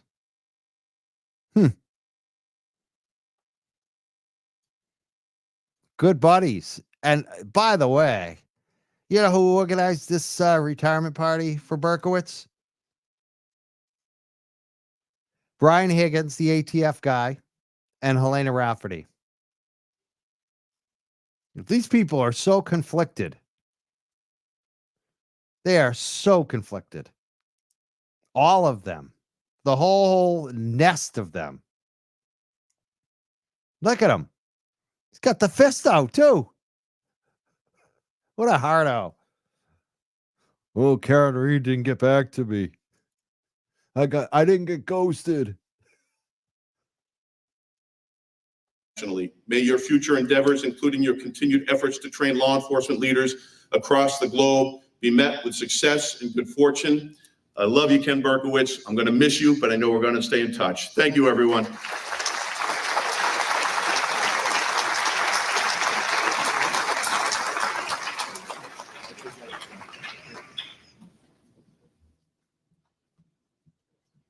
Okay, so the sheriff opened it up. I have a funny text between me and Tommy Kelleher. Everybody loves Kenny Berkowitz and his sense of humor, but many of us in this room have been on the other end of that. And Kenny Berkowitz was on the phone one day a couple of years ago, and Tommy and I have joining up. So now she's reading a text from Tommy Kelleher, who's the deputy chief now. And he's someone actually I know from college. I went to Bridgewater State College. It was a college then. It's now a university. He played football. I knew him back in the day. He said I liked him. I always liked Kelleher. So she's reading a text. You know, it's curious that he wasn't there that day. I wonder if he's also missing in action. I mean, we've never seen him at all. Maybe he's the smart one. Bridgewater State smart kid. But here he is. He's probably, maybe he was in charge of the police that night. I don't know. But she's reading a text from him about something that happened again with Burkowitz and money. See the themes here: ego, payback, covering for your friends, money, and booze. That's what the theme on the Kenny Burkowitz. And kiss the ring. Give Kenny his awards. That's what this is all about tonight. You're gonna see. Offices, and I get a text from Tommy. WTF is going on over there? I have no idea, but my blood pressure is racing and my anxiety is high. I think he's fighting with a credit card company. Okay, I'm biting my nails. Honestly, I can feel the butterflies in my stomach and my heart. So here's the chief of police going nuts on a credit card company, which is strange. I mean, I'm not going to say I've never had one of those calls. And I at one point I had one of those credit cards that try to charge you an annual fee. I would call, every year and yell at them. They would take off the fee until I eventually said, I'm tired of it. I'm just canceling the credit card because all my other credit cards don't have fees. But that's it. That's the only, I mean, beyond maybe, when you have the identity theft stuff that comes up and you're dealing with that stuff, I don't know why you would be yelling at a credit card company beyond those things, whether it's for a fee that you don't want, or maybe they're not covering some credit card fraud that happened on your account. I mean, that's the only reasonable reason I could see ever being upset with a credit card company, unless you're heavily in debt to them. I just wonder actually what was going on here, but I think it's very interesting. This is the funny story that the deputy chief has about Burkowitz. He's yelling at a credit card company, and they're freaking him, and Helena are freaking the hell out listening to him yell at this credit card company on the phone. Money seems to be a big thing for Kenny Burkowitz. I think we all probably have a Kenny Burkowitz story that is not as jovial when he is showed the other side that is just as wonderful, but you don't walk on Kenny Burkowitz. Okay, everybody, we'll start the more formal part of the program now because I know it's Thursday night. You've all worked a long week and everybody would like to get home at an early hour.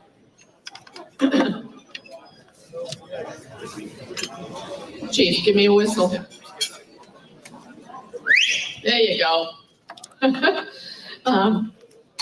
So good evening, everyone. I bet she doesn't wear pink as much anymore. If she leaves the house, I mean, does she even leave the house anymore? I just wonder, do people in Canton even see Helena Rafferty around town at all? Does Kenny Berkowitz has anyone seen him? I'm just wondering. I haven't heard any sightings of either one of these mofos. I think they're a witness protection. Thank you for being here tonight.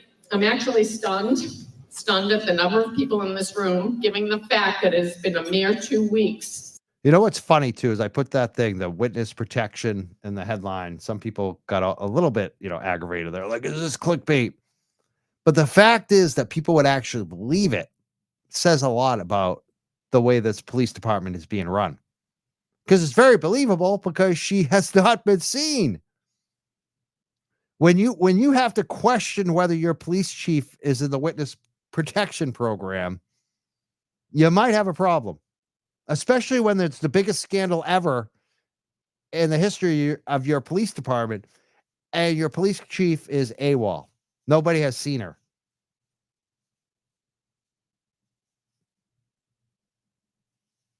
I mean, they like jokes. I like jokes. I thought it was a good joke because a good joke is real. It's so real that people have to question whether it's real or not. And that's my question. Are these people in the witness protection program? Since Chief Burkowitz acquiesced and allowed us to plan this party in the height of summer vacation, no less. I think his plan was for us to put it out there and not get much of a response so that we would have to nix the idea altogether. That obviously backfired on him. The only thing that made him cave into having the party was our insistence that this bash was not really for him. It was for someone far more important. Maybe Kenny did snitch. I mean, I'd be nervous of that if I was the McAlberts. Laying off a low. Joe Biffle says the show is misleading. No, it's not. I mean, this is a legitimate question, Joe. You know it. I love Joe. He always needles me. But it's, you know what? You all know what I'm saying. There we go. You are so right, Michael. I sort of believe the title myself. That was the point of it. It's believable because that's the way they're acting. So you have to question it. The only time people see them exactly are the Gillette details. That's the only time anyone sees them. This is where they show up at Gillette to do the details. That's it. That's the only sightings we've seen of Helena Rafferty.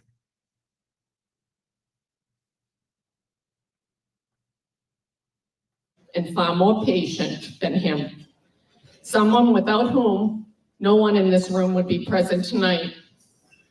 Tonight, we celebrate the real chief, Lois Burkowitz, Kenny's 88-year-old mother, spitfire of a mother.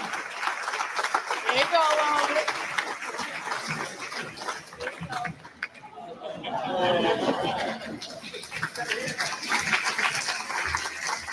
All right, I got a question about the hearing tomorrow. Apparently, people want to know what time the hearing is. From what I hear, it's 2 p.m. tomorrow.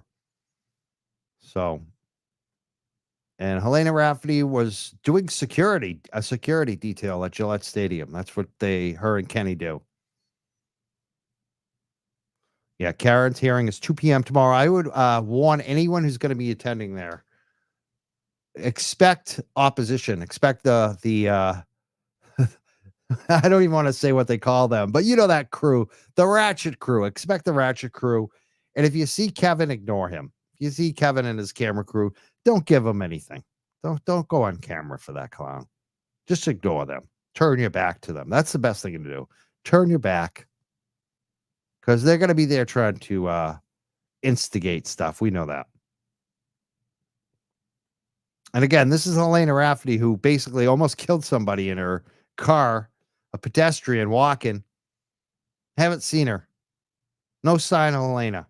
She's suspended with pay. Kevin Albert, haven't seen her. No update. No updates. Yeah, Gillette is the stadium where the Patriots play. New England Patriots, the NFL team. For people that are watching in other countries that don't know.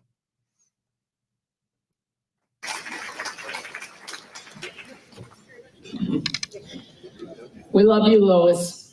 Kenny's legacy to policing is in part your legacy as well. You raised an amazing man full of conviction, character, compassion, concern, courage, and so many other wonderful traits. You should be so proud of your son for the mark he has left on this profession. Because of him, we're all better. I can't believe 30 years have passed since I first met Kenny. I got on in 1989 and he came on 3 years later. We made sergeant the same night and lieutenant the same night. And then the chief's position became available and I backed out so he'd have a shot. Yeah. The reality of that scenario is I never applied. By 2005, after the retirement of Chief Bright, it was readily apparent just who this community needed to steer the bus for the next couple of decades. Look at this. This is great right here. Helena Rafferty is showing how much of a yes person she is for Kenny. Her and Kenny were hired at the same time. An opening came up. Helena and Kenny Burkowitz could have definitely applied for that position and been considered for chief of police. Let's hear from Helena how that went down. In the shadow of the 911 horror, policing was changing at a dramatic rate, and Ken Burkowitz was the person we needed at the forefront. As this night progresses, there is no doubt you'll understand why that is. We have representation from an abundance of people and agencies who want to recognize what Ken means to them personally and to their organization and community overall. Our first speaker can offer insight as to what his relationship meant with the chief during trying times for his community. Please welcome Nasir Renan, Director of Public Relations for the Ahmadiyya Muslim community of Greater Boston and New England. Thank you, Chief Rafferty. Greatly appreciated. So I have two parts. I'll start with a prayer, and I'll share my remarks on how I got to know Chief Burkowitz and get on a very special journey with him. I'm gonna skip over this guy. Bismillah ar-Rahman ar-Rahim. The citizens, they wanted to change the first time. Our next speaker has been with Chief Burkowitz since the very beginning of his journey. For most in the room, he needs no introduction. Please welcome our Select Board Chair, John Conley. There we go. He's really going to keep the police department accountable. This guy. You know what they say, you can't make chicken salad out of chicken shit, so I'm here. So. I mean, huh? How do you even? What the? I just always laugh at that one. Like, well, how do you get up on stage and that's how you greet yourself to the audience? You can't make chicken salad out of chicken shit. What? How does that even come up? Look at this sack of shit.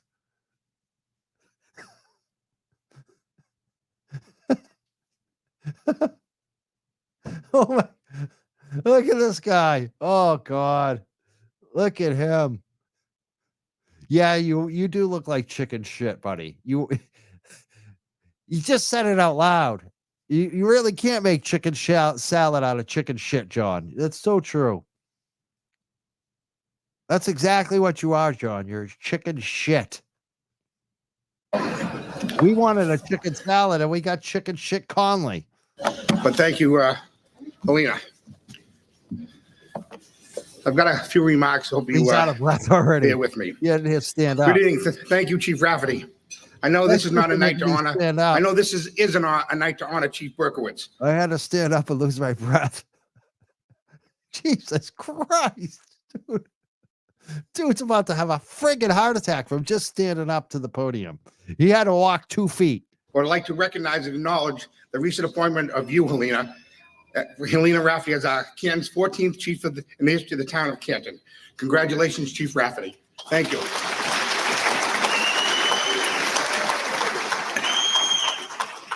And I also like to thank Chief Rafferty and Brian Higgins with Brian for putting this all together. Thank you. Thank you. Helena first called me and said, Higgins. I'd like to have a party. Right there, there's Higgins. That's Higgins right there. That big fat head. And if they pan to the left, what you see is Brian Higgins with Kevin Higgins. I mean, sorry, Brian Albert with Kevin Albert. So Brian Higgins is right there, the big fat head. And to the left of them, Kevin Albert and Brian Albert. And I believe that is Tristan Morris right there, maybe possibly with a checkered shirt. There they are. And John Conley knows them all. John Conley had to make sure that he shouted them out. They're not conflicted at all. They're not buddies with these guys. What's he drinking there? Looks like they're, looks like maybe what is that? A Long Island iced tea? What is that thing? I thought he only did whiskey. That doesn't look like whiskey to me. What are you drinking there, Higgins? It's kind of like a, maybe a gin and tonic. I don't know. A margarita. Thank you for Chief Burkowitz. I said, we can't do that. It can't be done because there are no more phone booths around. Jameson and ginger. There you go. It get better, I hope.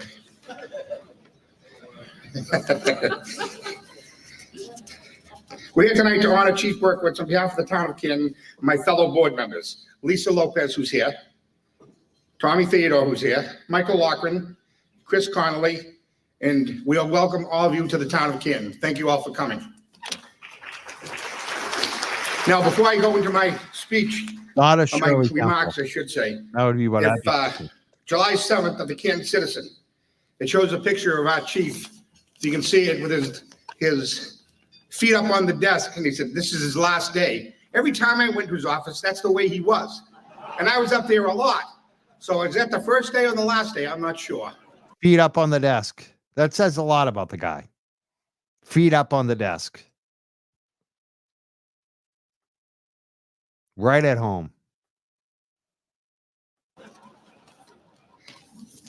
But when as I got to know him better, it's kind of funny how much we both have in common. We were both born in 1960.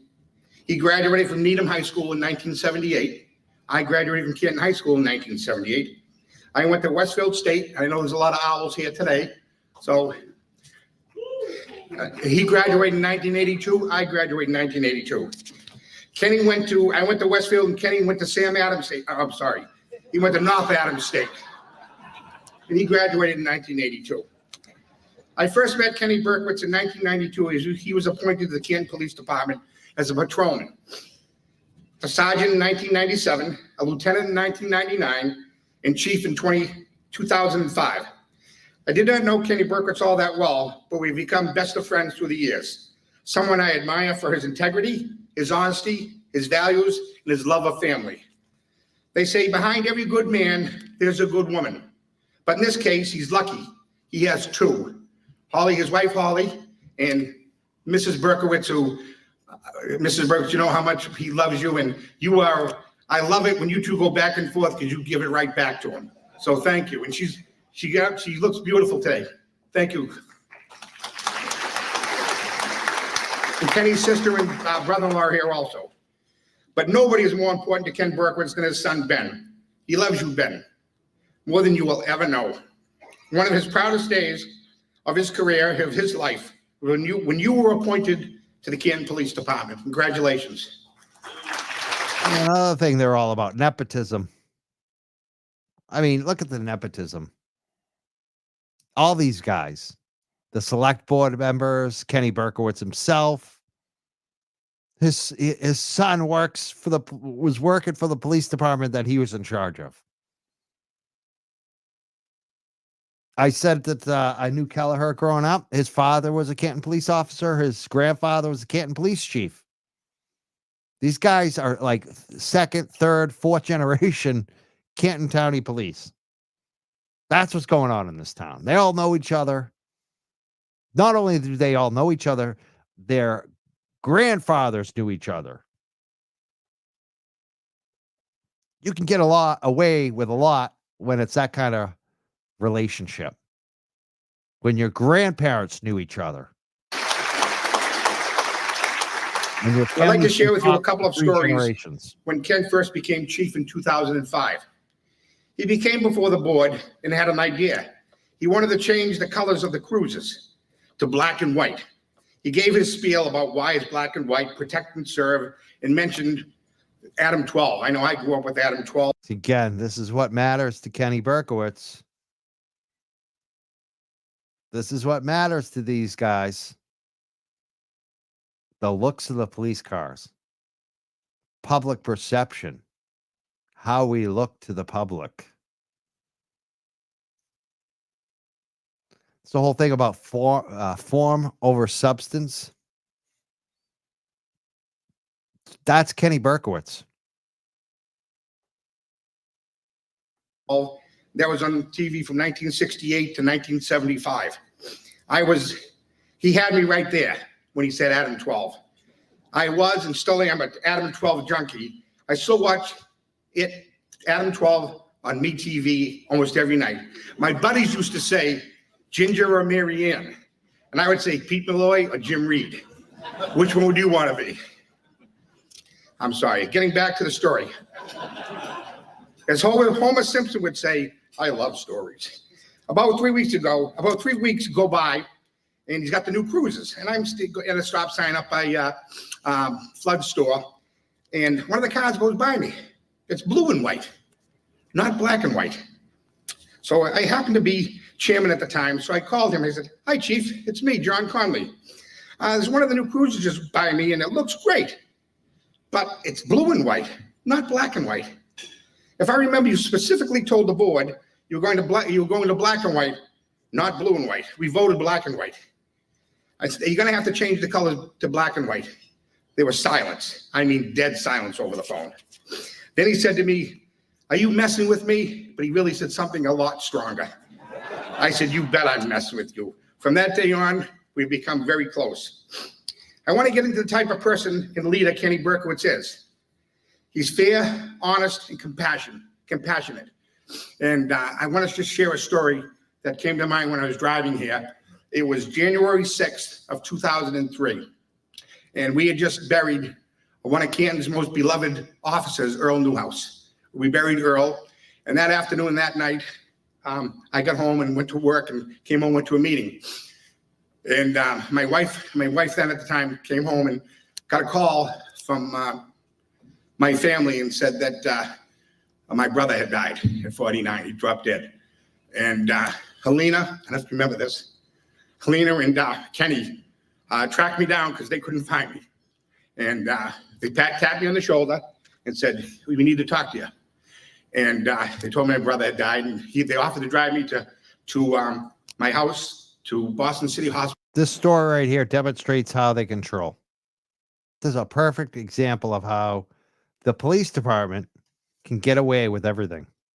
Because they got a guy like John Conley, all he cares about is that Kenny was there for him. Kenny and Helena were there for him when his mom died. This is what they're about. This is it. This is why Kenny can do no wrong. This is why Helena can do no wrong to John Conley. He's telling you right here. This is the story. Mazza says also everyone knows that Chips is the greatest police show of all time, along with Southland. I don't know about Southland. I never watched that one, but I was a Chips fan. I was going to do the theme song, but I think I'm going to screw it up, so I'm not even going to try. But I used to love that theme song, and when the car crashes, and that show was great. It was. Punch and JR, I think his name was. What was the other guy's name? That was a good show. But you know what? I disagree. Not the greatest cop show ever. I'd say Homicide, maybe, or The Wire. Someone says Adam 12. How about TJ Hooker? One of the cheesiest cops shows ever. You know what another good one was back in the day? Hill Street Blues. Or even NYPD Blue. Remember that one?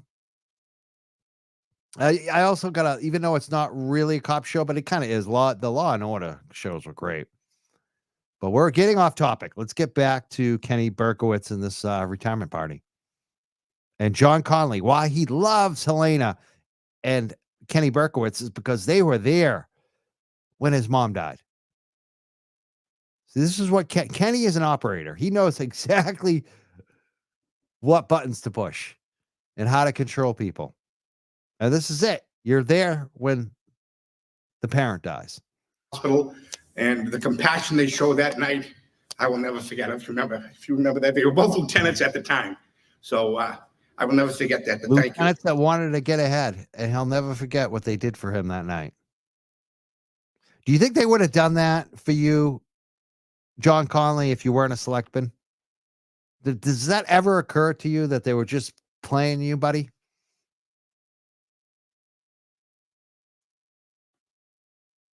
I think you need some better friends, John. And Ken's work ethic is unmatched. Whether it's at the Pappas Rehabilitation Hospital or spending countless hours with the children, he took them on ski trips. In the video, we see he went to how many ski trips did he go on? Hundreds, not hundreds, but dozens. The kids from the Pappas Rehabilitation Hospital, visiting them frequently or chilling with the chief. You remember chilling with the chief? He went out and bought ice cream at Costco or BJ's and had a cooler and drove through the neighborhoods and put it on Facebook or one of those books. And he would go through the neighborhoods and the kids would get comfortable with the police. Or the Rainbow Cafe. I spent many at lunch there with the Rainbow Cafe. It's run at the Galvin Middle School, and it's run by kids that are a little bit special needs children. Countless other activities he was involved with throughout the community for so many years. He ran a tight ship. He was honest, fair, upfront, transparent, never pulled any punches. He would never ask his officers or his command staff to do something he would not do. He would always say, he said it to me, be responsible for your actions. Remember, you represent yourself first, the department second, and the town of Canton third. Those are the motto he lived by. I could go into all the hours that he spent with Metro, 9/11. He spent many hours. The marathon bombing, I remember talking to him the night and he was in Watertown. The championship parades in Boston. Let's not forget the countless hours that he and Chief Duty worked together during the pandemic for the good of the people of the town of Canton. And there's so many other events I could go into. and all this takes time away from his family. To this day, the New York City bomb squad still comes to work the Boston Marathon in Wellesley. He's always been there. They're arriving, staying in Canton the night before, and the Chief Burkowitz was always there to welcome them, always there to say hello and go out and have some lunch and some dinner with them. Now, story number 2. This is a better one. So, I was driving down Washington Street one day, and I drove by police headquarters, and I noticed a banner hanging from the front of the building. It said, "Welcome home, Sergeant Brown." That's a brother and a son of a Canton police officer and a Canton police detective. I could not help myself. So I called my friend John Walensky, and our plan went into action. This was on a Monday, and on Friday afternoon, Chief Burkowitz received a letter from the Zoning Board of Appeals, the ZBA, saying that it was illegal to hang a sign on public building without approval. I was not there, but from what I was told, he was vivid. That's above livid. To top it off, the last sentence, and this is the cherry on top of the pie, the last sentence of the letter, it says, "Remember, Chief, no one's above the law." And that kid, Kenny Dryden, can verify that. Where are you, Kenny? You can verify that. And Kenny, as I was told, and I wasn't there, that's a direct shot at you, Chief. He was furious. That was on a Friday afternoon. On Sunday, he and I had the lucky fortune or misfortune to judge a Halloween cat and dog contest. I'm serious. He showed up, I could tell he was annoyed. A little piece of cheese, and he went right for it. I said, "What's going on? I can tell you're upset." He goes, "That friggin' Paul Carroll." He was chairman of the Zoning Board of Appeals. I said, "Paul's a great guy. What happened? What's going on?" And he explained the letter to me about the banner. I said, "You sure? Did he sign it?" He goes, "Oh, he signed it. He signed it." And I said, he was getting madder by the minute. I just reeled him right in. I said, "Well, wait a minute. The copy I got," and I pulled out and said, "Mine wasn't signed." He looked at me, and the light shines in Marblehead. He goes, "You son of a..." I said, "Gotcha." That's a true story, right? Oh, he doesn't know everything. And I was warned. He told me, "Just remember, I have the last shot at the microphone, so just remember that." I'm almost done, honestly. All the little ego and threats, it's just all jokes. It's not real. It's all jokes. That's another theme that you see here. Their little payback and their little games. It's so funny. Ha ha ha ha ha ha. It's like children. And this is what Burkowitz gets mad about. It's public perception. Must suck now, huh, Kenny? No one thinks you're a big hero now. Must really suck to have to hide. The chief is a tremendous family man. Nothing is more important than family. On major holidays like Christmas and Thanksgiving, etc., he would buy bagels and goodies and bring them down to the station, show up early in the morning. And we'd go to the station, and any of the new officers that had young family would say to him, "Go home, be with your children. This is an important day." And he would work there all day or as long as he had to. That's the type of person Kenny Burkowitz is. Your incredible work has left an amazing legacy for those following in your footsteps. Congratulations on a remarkable career and your retirement. You have helped so many people throughout your career. As you retire, I want to personally thank you for your dedication and your service. If we had more police officers like you, it would be a better world. Thank you for being a friend, and thank you for being you.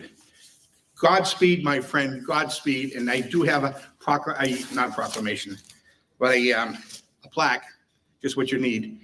And it says, it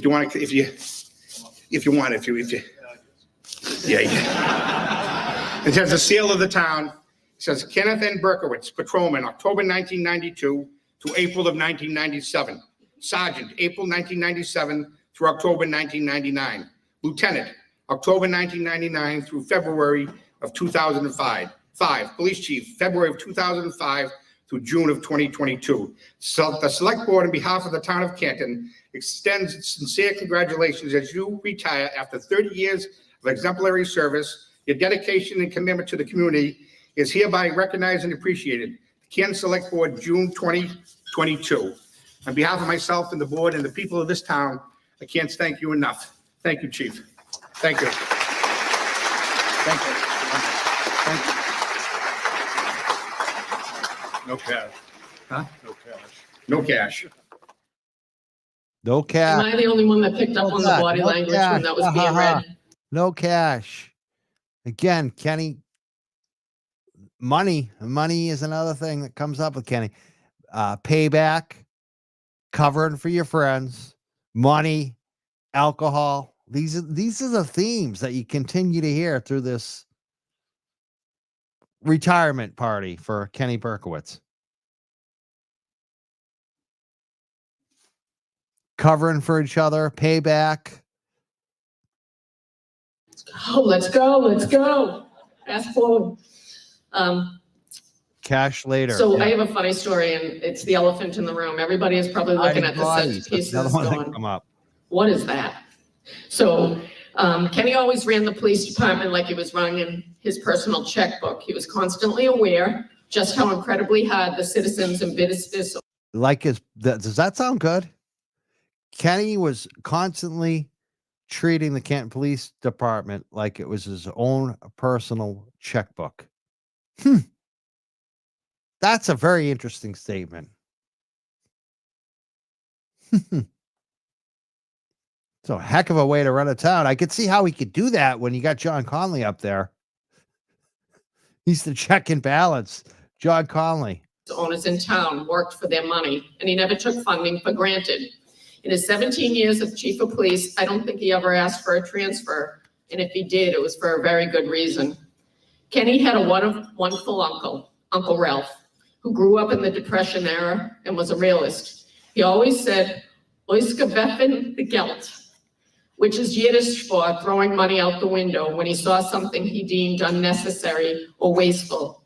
That is how Chief Burkowitz navigated through his tenure, with Oiskaveffen the Geld. Is that how you ended up with red Solo cups to collect evidence? Can't throw money out the window and actually, do police work. Can't actually invest.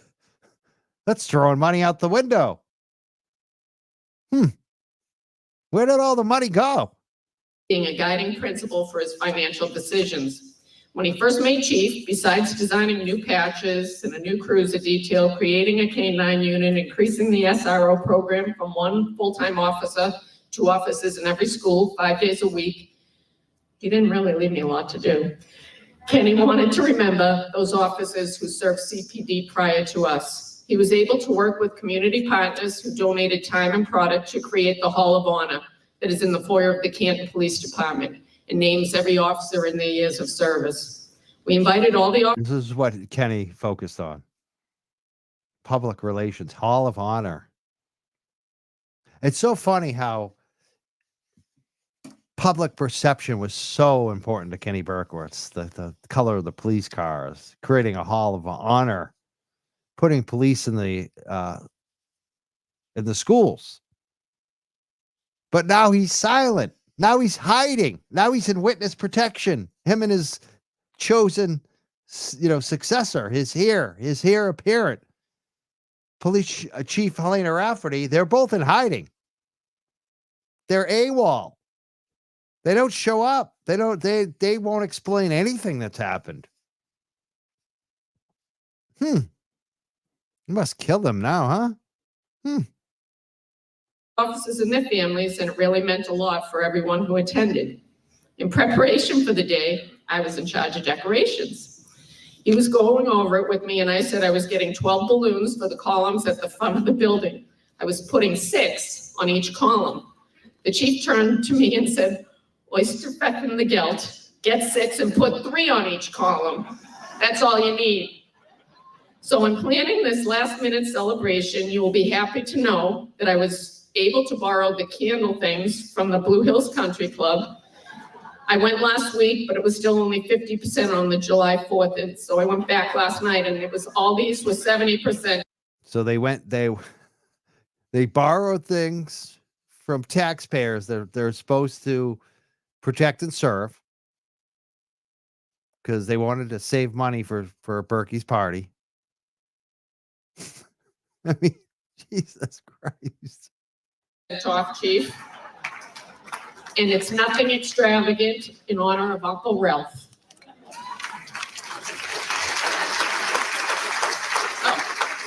So our next speaker is William Galvin, our state representative. You know who's really cheap? It's funny because I just want to note this because I am kind of a tightwad myself.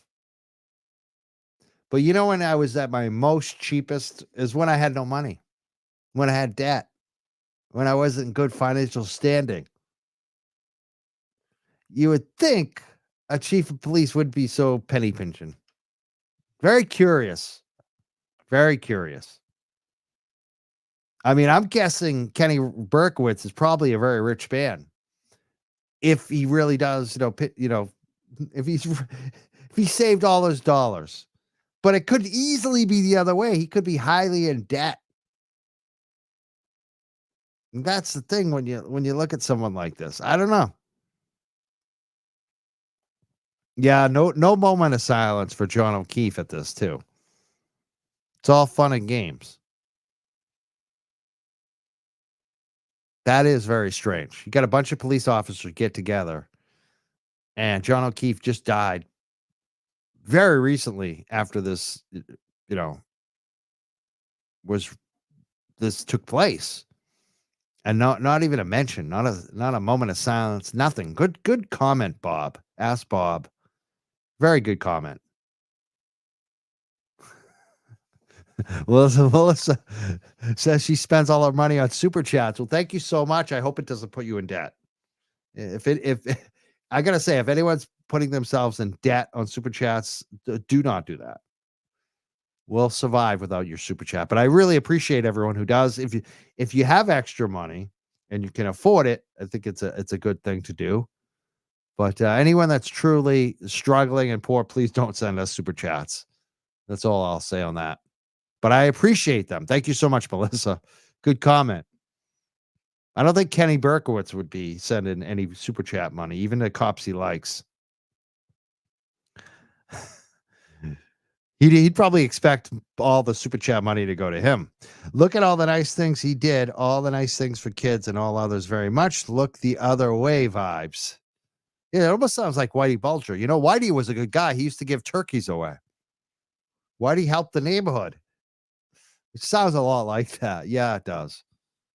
It does. It sure does. Good comment. Thank you so much for the super chats, you guys. How do I follow all that? John Conley. Whew. You were excellent. Of course, John and this is another chief. elected state rep here, a Galvin.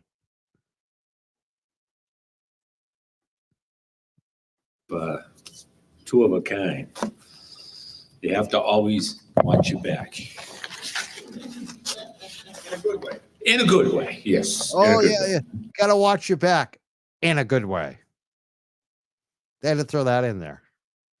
Look at the language that they use. It's all about covering each other's back and joking about it. The passive aggressive, I might not be there for you if you don't treat me the right way. Just joking, though. Just joking. But it's a pleasure to be here this evening with all of you to honor Ken. And so much is said about Ken so far tonight. And I agree with all of it. I mean, he's a very intelligent, respectful, great communicator, and he was a great chief. And when he said he was going to retire, I put a picture on Facebook congratulating him on his retirement. That picture got more likes and comments than any post I ever put on in my 32 years in the State House. But it wasn't because of me they liked it. And I hate to tell you this, Chief, it wasn't because of you.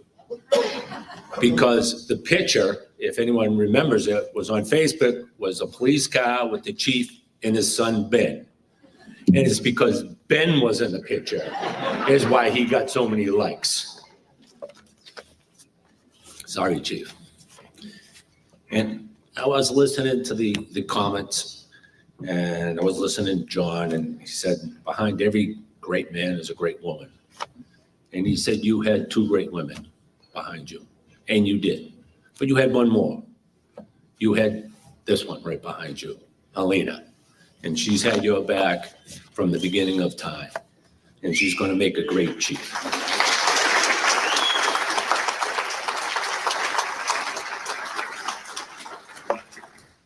I don't have any embarrassing stories, so you're lucky. But why don't you come up here and I'll give you the citation, and then, I don't know, am I the last speaker? You might be done. Oh, no, we're all done then. Yes. Because you get the last word. Yeah, that's right. Remember, I'm nice, okay? No, you're right.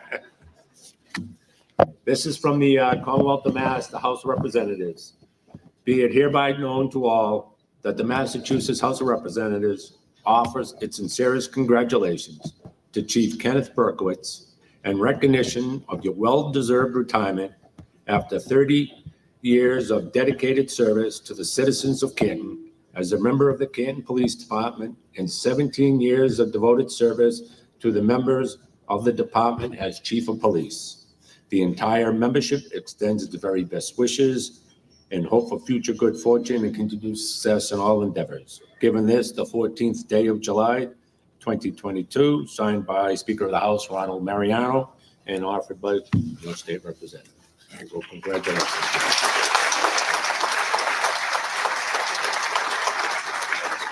Just add one more. Congratulations. So Representative Galvin has been awesome throughout my tenure, not only as a police officer, but especially as a police chief, and helped us a lot. But when we're going through stuff with police reform and other stuff, I reached out to him on some stuff, and he said, "Oh, I'm not sure I'm going to vote and stuff." And I try to really, I said, "Listen, just make an informed opinion. You know, either meet me or let me give you some information about it." So I gave him as much information as I could about it. And he called me that night. I still remember it was on a Friday night. And he said, might cost me the getting reelected, but I'm going to vote against it. And, you know, I hope it works out. So I said, okay, thanks. And then, so I was actually patting myself on the back a little bit about it. And then someone else said, "It wasn't because of you. It was because of Paula, his wife." He said Paula's father was a longtime police officer in Canton, Rob Russell, and did a great job. He goes, "If he had voted for it, all this stuff would have been on the porch when he got home." So I thought it was me, but I know it was Paula. Thank you.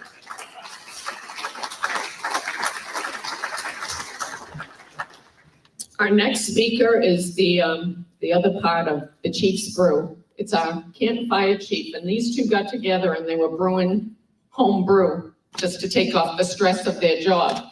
Charlie Duty, come on up.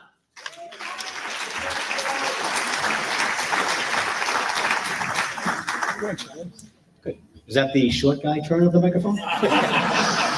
It's fine, no problem. I don't really have a speech. I don't have any gifts. I tried. I was thinking about what to get you. I didn't know what to get you, so I thought that I would just come up and thank you. There's so many things to thank you for. You know, Kenny and I have been working together. Now, I just want to pop back up and just let you know what just happened there with Kenny Burkowitz and Galvin. They were talking about the Post Commission. Kenny Burkowitz used his position to lobby the state rep, he just admitted this, to vote against the Post Commission. If you guys are paying attention, the Post Commission is the new police reform law that certifies police officers. It reviews problems with policing. This is the same commission right now that is in the process of decertifying the Farwells. One of the Farwells, Matthew Farwell, has already agreed to be decertified. Michael Proctor's going, we believe, through the process right now. Chief Devine from Stoughton is fighting it. So basically, the biggest dirtbag cops in the state are being held to account right now by the Post Commission in Massachusetts. And this is what Kenny Burkowitz was lobbying Galvin to vote against. That's who Kenny Burkowitz is. Kenny Burkowitz just told you who he is. He's a guy that wants no accountability at all, even for the worst cops. He covers up for them. He lobbies for them. And he pats himself on the back when he thinks that he's successful in his lobbying for crooked cops, for cops that don't deserve to wear to wear the uniform. That's what Kenny Burkowitz, that's what he just told everyone in the room. Oh yeah, oh yeah, yeah, oh yeah. That's who Kenny is. He's the fixer for the police. That's why he's so well known. He knows how to wield his power.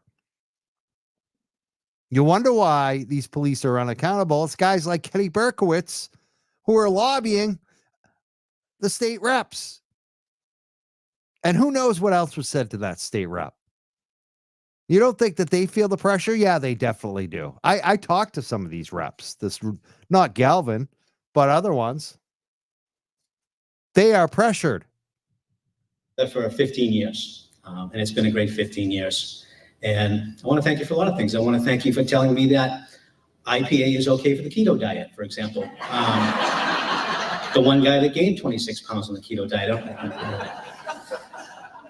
I want to thank you for swerving at me every morning on Washington Street and driving me into the sidewalk.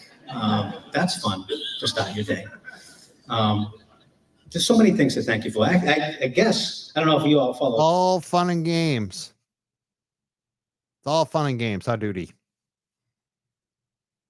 Twitter or not, but I want to thank you for stealing my fire car and parking it in the fire lane in front of Rite Aid.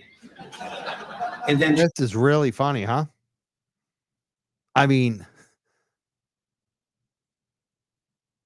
turning all the lights on and then watching me walk out of Dunkin' Donuts and filming me in shock because my car's not there, and then posting it on Twitter. I want to thank you for that.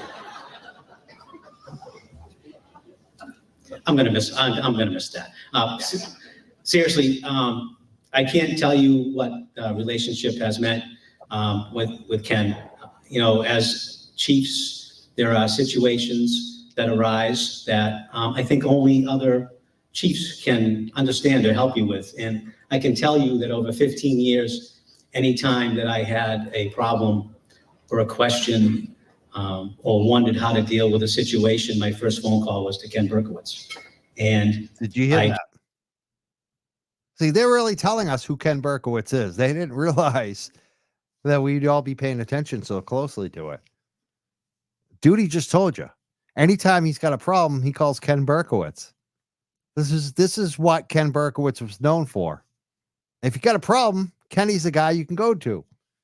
And Higgins actually apparently says that if you need to hide a body, Ken Burkowitz is the guy you call. Allegedly, that's what that Brian Higgins said at this retirement party, but we never get to see it because the Helena Rafferty made a phone call to have it removed from the video. They didn't remove this though, which is very helpful. Ken Burkowitz is the guy you call if you got a problem.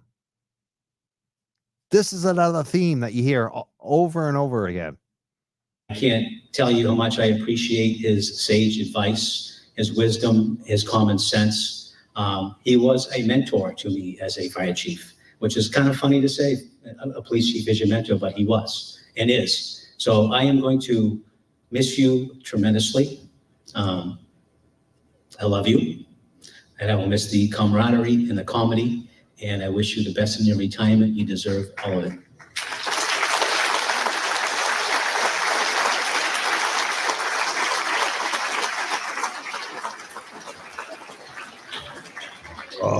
Oh. Gotta adjust the mic back up. That's all I got to say. All I got to say. Does he really talk like that in real life? People that know him, like when the cameras are off, does he really? Fucking Kenny.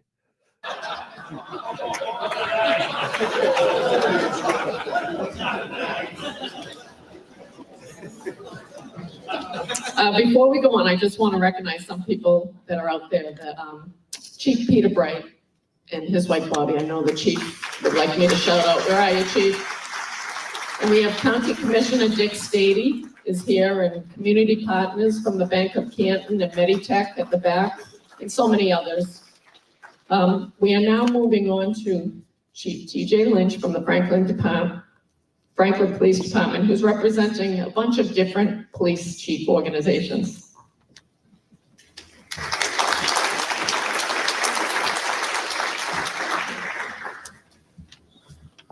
All right, so when I came here tonight, I did not realize that I'd be representing the Norfolk County Chiefs, the Massachusetts Police Chiefs Association, and Metrolec, until Chief Rafferty told me that I was representing those three.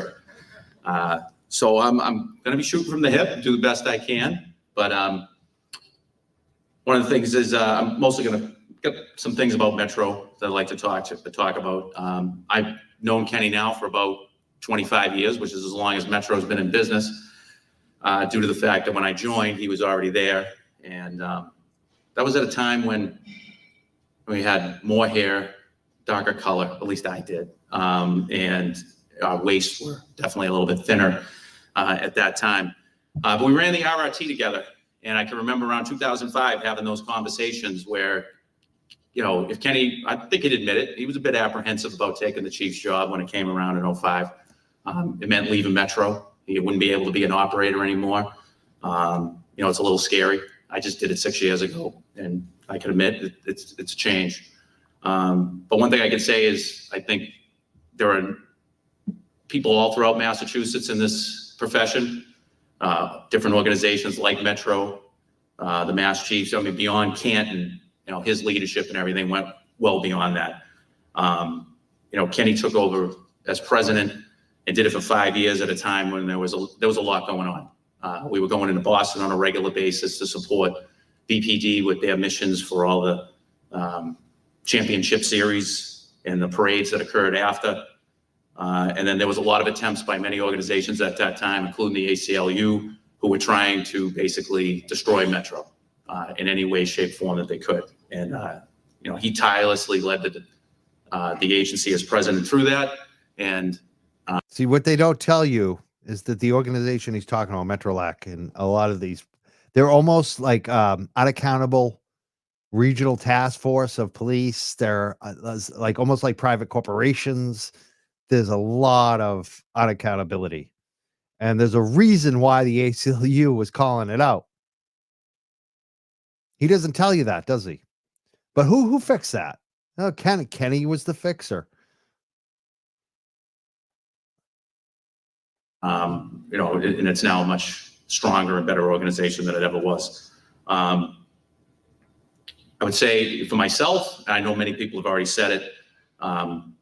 You know, you were the first person that when I remember becoming chief shortly thereafter, had some things end up happening, and I would, you know, you were the first call that I made. You know, always had an answer or point you in the right direction.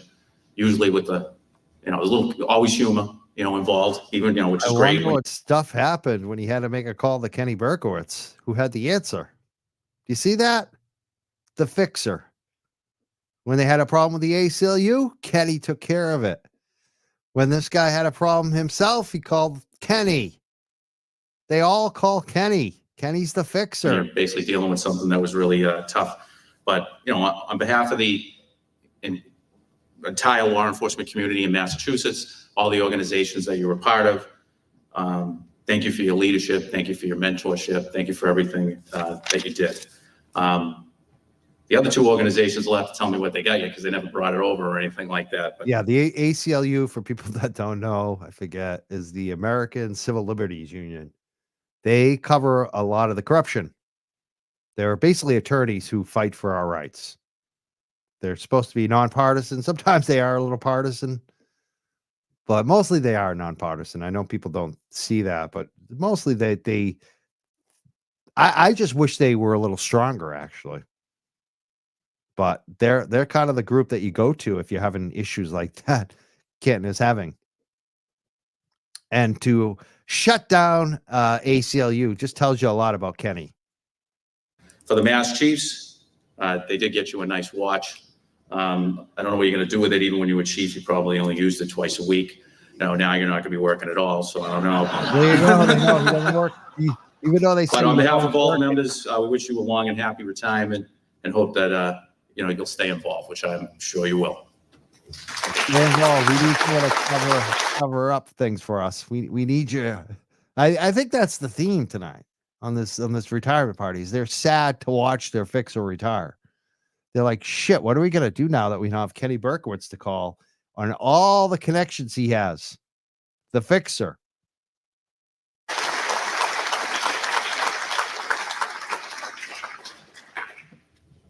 Wow, it's awesome. Just what I always wanted, a Rolodex watch. That's for. It's awesome. Oh, was there any cash? You would have a beer later.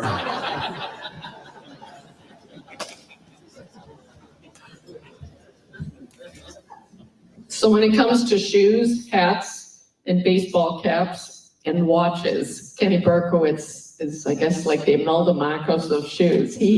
Oyster Fett and the Gelt doesn't count there. Yeah. All right. Kenny's a wicked tightwad, right? He's wicked cheap, but he loves to spend on the shoes and the hats and the fashion. This is what's important to Kenny Burkowitz. He's like the opposite of me. Like, some of my clothes are from like 15 years ago when I was a financial advisor. I still wear those old suits.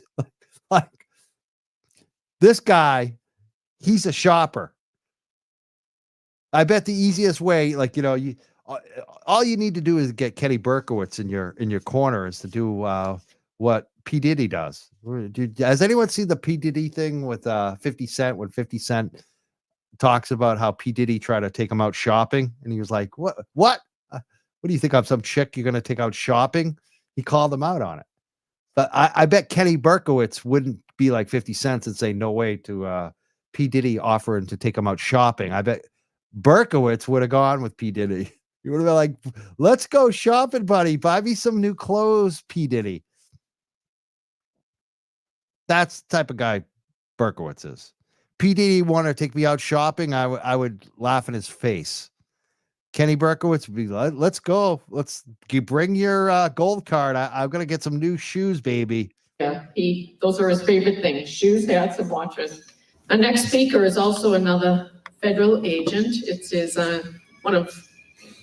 he actually doesn't own a boat, but he's on my. See that? Another federal agent. Where's the other federal agent? How come he's not in the video, Helena?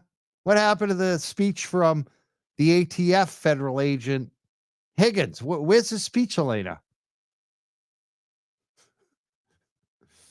Where is it? No, Joe Biffle. Oh, Joe Biffle's making me laugh. I gotta stop. Miles' boat all the time. Joe Biffle, he got some free shoes out of it. So, he got some free shoes out of it. Baker, Secret Service retired assistant special agent in charge. Come on up and say what you gotta say. We're going to hear about the federal agent on a boat. So I just got told tonight I'm speaking because the supervisor who's actually working tonight is working, unlike Canton PD. The first lady's in town, so the supervisor from the Boston office couldn't come. Kenny's been a friend of mine for years. I could say some nice things about him, but everyone else has, so that ship sailed. And all the things I really want to say about Kenny right now, we're on Canton Cable. So I'm just going to do a little of this, plus your mom's here. So you owe me. You see that?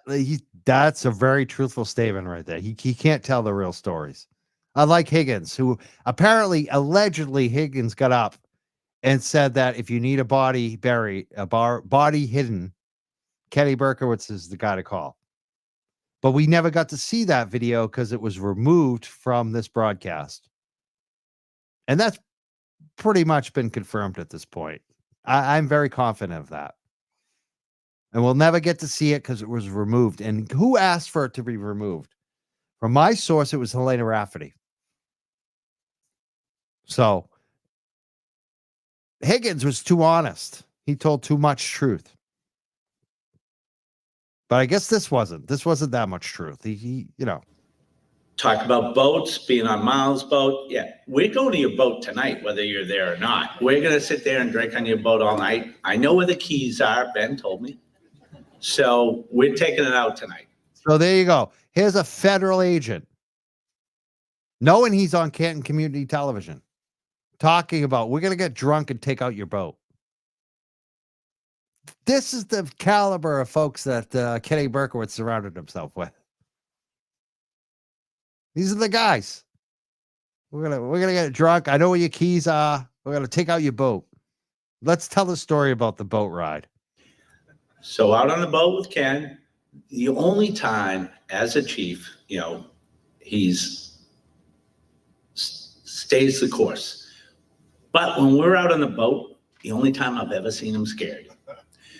So we're out and we got boarded by the Coast Guard. Any Coasties here? Because we got boarded. He was so scared. And every one of us had a beverage in our hand, kind of like at Hillside when you take people to dinner, like they said earlier. Yeah, it's dinner. We're all with beverages on the boat, and he is completely scared. You see like that? When we go to Hillside, it's not about dinner. It's about drinking. This is a drinking town. This is a town that drinks too much. Federal agent just told a lot of truth there, didn't he? Too much truth for Canton Community Television. They didn't excise this, though. They didn't remove this like they removed the Higgins speech. Because it's never happened before. This is one of my friends calling me here to mess with me while I'm talking. Which always happens because I wasn't supposed to talk tonight. So we're out on the boat. Coast Guard comes, and the first question they ask, and it's all cops, and it's, are there any firearms on the boat? We all got beers in our hand, and we go, absolutely. So Kenny gets a little nervous. And what could go wrong? Drunk cops on a boat with guns. Well, wait, it's okay because Kenny's going to fix it with the Coast Guard, right? Kenny's the fixer, right? Coast Guard was phenomenal, and they just said, we won't touch ours if you don't touch yours. So it was good. And then we go back, and it's a little later, a little dark, and I didn't realize, none of us realized, Kenny has a night vision problem. We're going back at night, going back to Quincy, and apparently he couldn't see the Boston gas tanks coming up. So somebody said gas. So you got a guy who can't see at night driving a boat. Who's the police chief at night? Can't even see the huge landmark, which is the Boston gas tanks, which, you could see that from pretty far away. This is responsible Kenny Berkowitz. These are the stories that they could tell on Canton Community Television. Imagine what they didn't tell us. Gas tanks, dead ahead. He freaks out, slams on the brakes. We almost fall overboard. And then he gets mad at us. But honestly, Kenny's been an absolute friend to the federal government. I know everyone said it earlier. I was in New York, DC, and coming back to Boston couldn't have been better because of the law enforcement community here. And there is no better local chief of police in the entire state of Massachusetts, and I'll go and say New England. There's no better police chief that will cover things up and take you out on a boat ride with a bunch of drunk cops with guns. And this guy loved to come back to Boston because the law enforcement community covers for each other. I mean, this is why a lot of us don't trust the feds. This guy right here. That is better at bringing people together than Kenny. He brings people together. And networking. Read that word, networking. That's what Kenny had. He had the network to cover up whatever bullshit you got into. That's the service that Kenny provided other cops. That's why he knows everybody. Everyone likes Kenny. He helps them out. When they got a problem, call Kenny. Kenny will help you. Kenny will know what levers to pull. Ensure that when something bad happens, you're not looking through a Rolodex and trying to find someone. You have him. Did you hear that? So when something bad happens, you're not looking through a Rolodex. You have Kenny. You call Kenny. Kenny knows who to call. Now, I think in this case, he's trying to make it like, if an act of terrorism happens, but that doesn't happen in Canton, right? Like what serious crimes have happened beyond the John O'Keefe case and Sandra Birchbohr? This is the guy that you call if you have a problem and you're a cop. And you're afraid you're going to get in a jam or you're going to lose your job. That's really what he's saying here. On your cell phone. He has personal relationships that I know Helena is going to continue and has continued. I'm a retired guy. I don't care anymore. So I can say really bad things about him now. He doesn't care anymore. He can say what he wants. He's telling you the truth. Which I will later. But he's been a great friend, a great person. It's about friendship. Not about doing the right thing. It's about he's my friend. He'll cover for me. Look at Kenny right here. Oh, he's so happy. All his friends are here. Ben, he's so proud of you. It's great to see you on the job. It's awesome.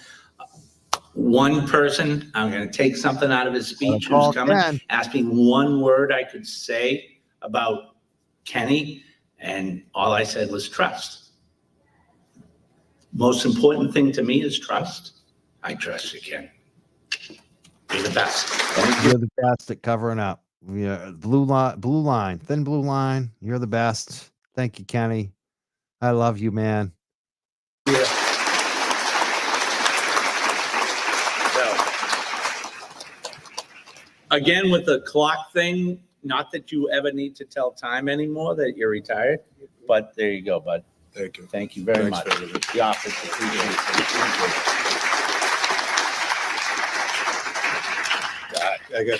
I got to sit there. Oh, wait a second. I meant to say, Kenny, this is going to take too long if you talk after everyone speaks. Could you please sit down? I just want to set the record straight. I wasn't drinking on the boat. Everybody else was. I take them all out for the whole night. They're all screaming in my ear, and I'm trying to be responsible and stuff. I'm trying to explain to the Coast Guard who they are and stuff. And it was, and then, so it's coming back at night. I barely am used to the boat. I'm definitely not.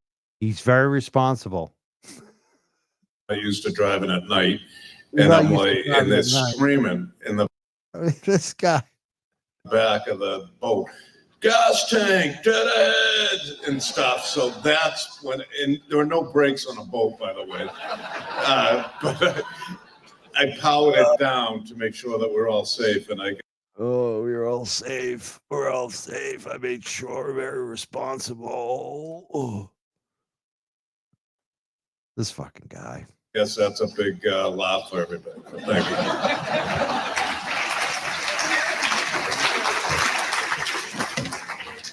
Does everybody have that grandmother or relative that always says, I can't hear?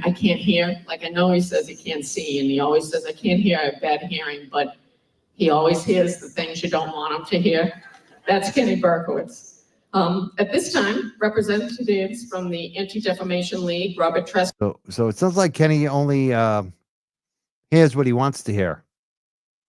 It's another revealing thing right there, right, Helena? Only hears what he wants to hear. Let's skip ahead of this guy. All right, let's get here. I think this. We all remember where we were during the marathon bombing. It's like John F. Kennedy when he was shot.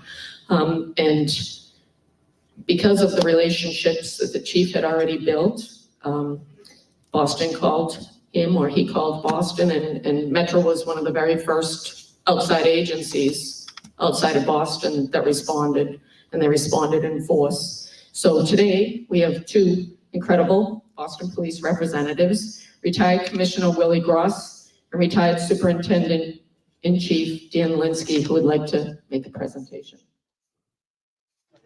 This is I guess I'll go first because Willie used to work for me. Yeah. Not anymore. No, go No, ahead. that's because I'm in the dreaded private sector, which is how Kara's got it wrong. It's not so dreaded, I'll be honest. Just want to say these two guys are highly connected, well-known police chiefs, Boston. These are major players right here. The next two guys you're going to see. See what they got to say about Kenny Berkowitz. With you. Ken, welcome aboard. Yes. My name is Dan Linsky, and I'm a recovering cop. I've been in recovery for 8 years. I actually have dinner with my wife and children. I have conversations with them as opposed to interrogations, and I start to think normally that no one is trying to kill me every time at a restaurant. I can actually sit with my back to the door, for those of you who understand that.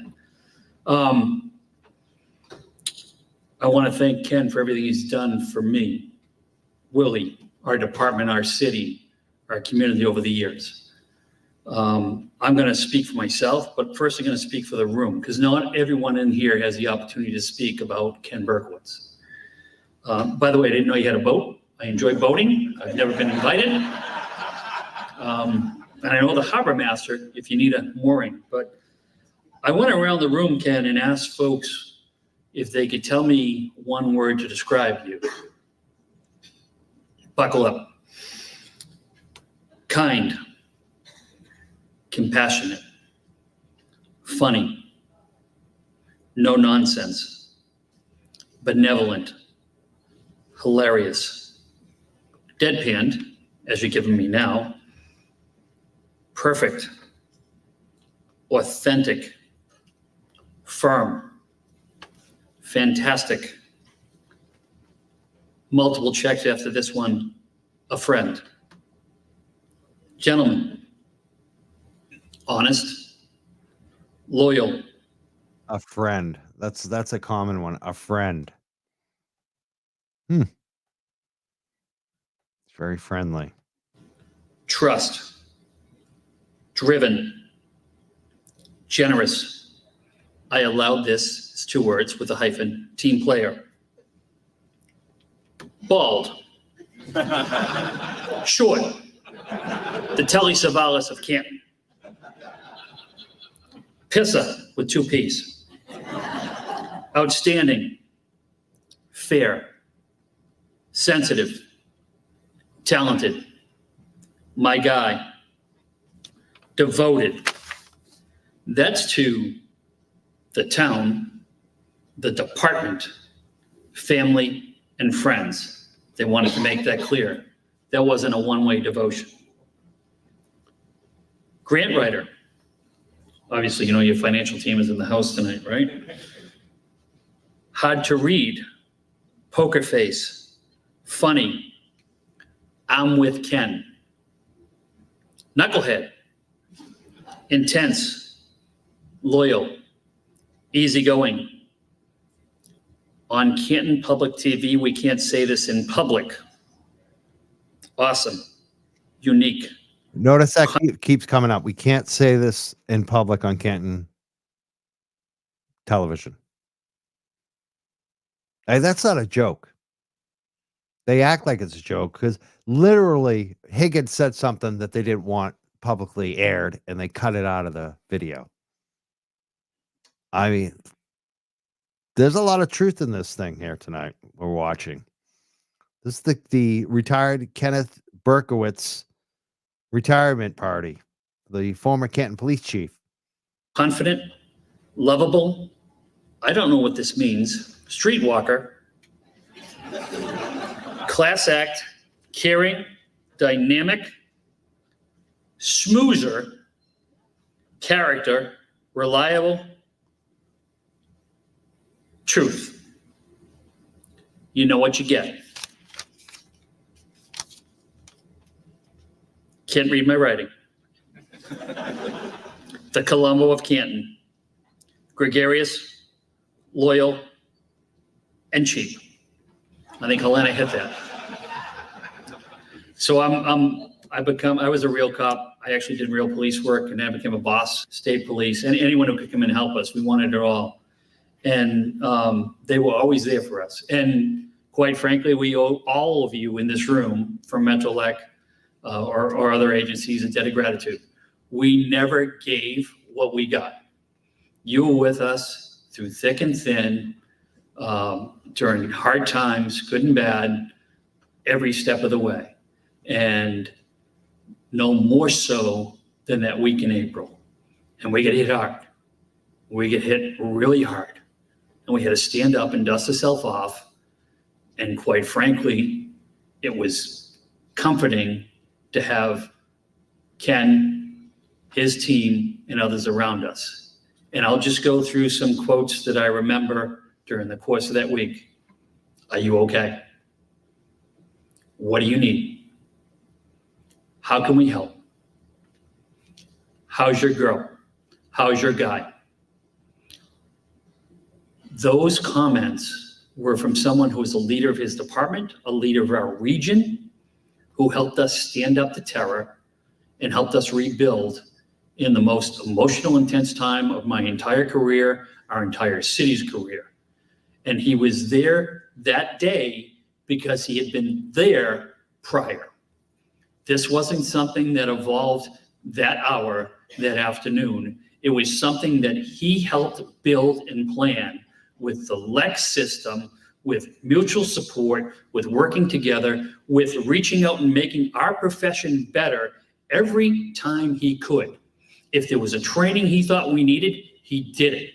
If it was a training he thought we shouldn't have, he said, let's get rid of that and do something we need to have. He was always a voice of reason. He was always, from the Boston police chief, to be able to step outside my role and to have someone outside give me guidance and counsel. The voice of reason on helping to try to block police accountability through the post commission. Right, Dan? He was there. And more importantly, he was a friend and he was a family member. And as much as he asked about, are you okay? You hear about this again. This is the Burkowitz way. He was a friend. They all say he was a friend. This is the common theme here. Friendship. He always checked in and made sure our families were okay. This guy knows how to work the system. That's the Burkowitz way. What are you doing? When other events occurred in good times and in bad, it was, what your son's up to? My Ben's going to this school. I'm hoping he's going to be a cop. Irish Cultural Center and the Jewish chief at the Irish Cultural Center in Canton, talking about our kids' schools. There was always a conversation, not only about work, but about you and your family, because he had the emotional intelligence and the support to care about people.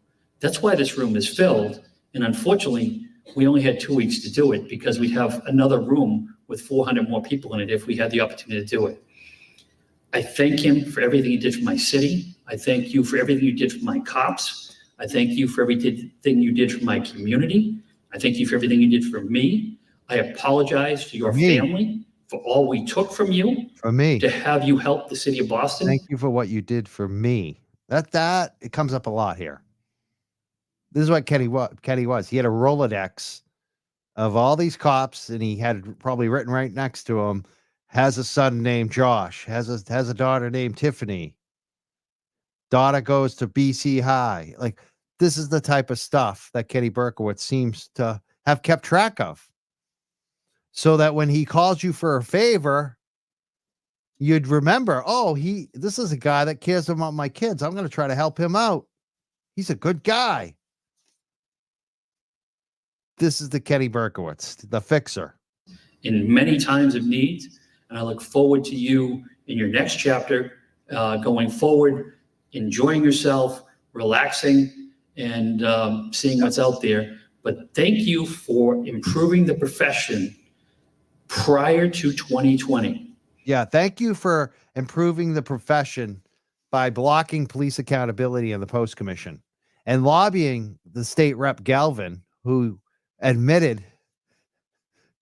basically admitted in this whole thing that you lobbied him to oppose the post commission, to certify police officers, to raise the professional responsibility, the standards of police officers. You opposed it, Kenny Berkowitz. And here's this clown, Dan Linsky, who's like on national television a lot. He's the type of guy you see on CNN. Full of shit. Dan, you're so full of shit. Full of shit, Dan Linsky. You were working to make sure we were better and learning and getting different ideas, different opinions, and different ways to police our community Like Solo long Cups. before the Thank you for community was preparing us burning with red and there was a Solo crisis. Cups. Thank you for preparing us with a police department that doesn't even ask to go into a house when there's a dead police officer on the front lawn. Thank you so much. Thank you for doing that great job. You should be ashamed, Dan Linsky. Seriously. Crisis across America. You were working to make sure we were the best. Thank you. Yeah.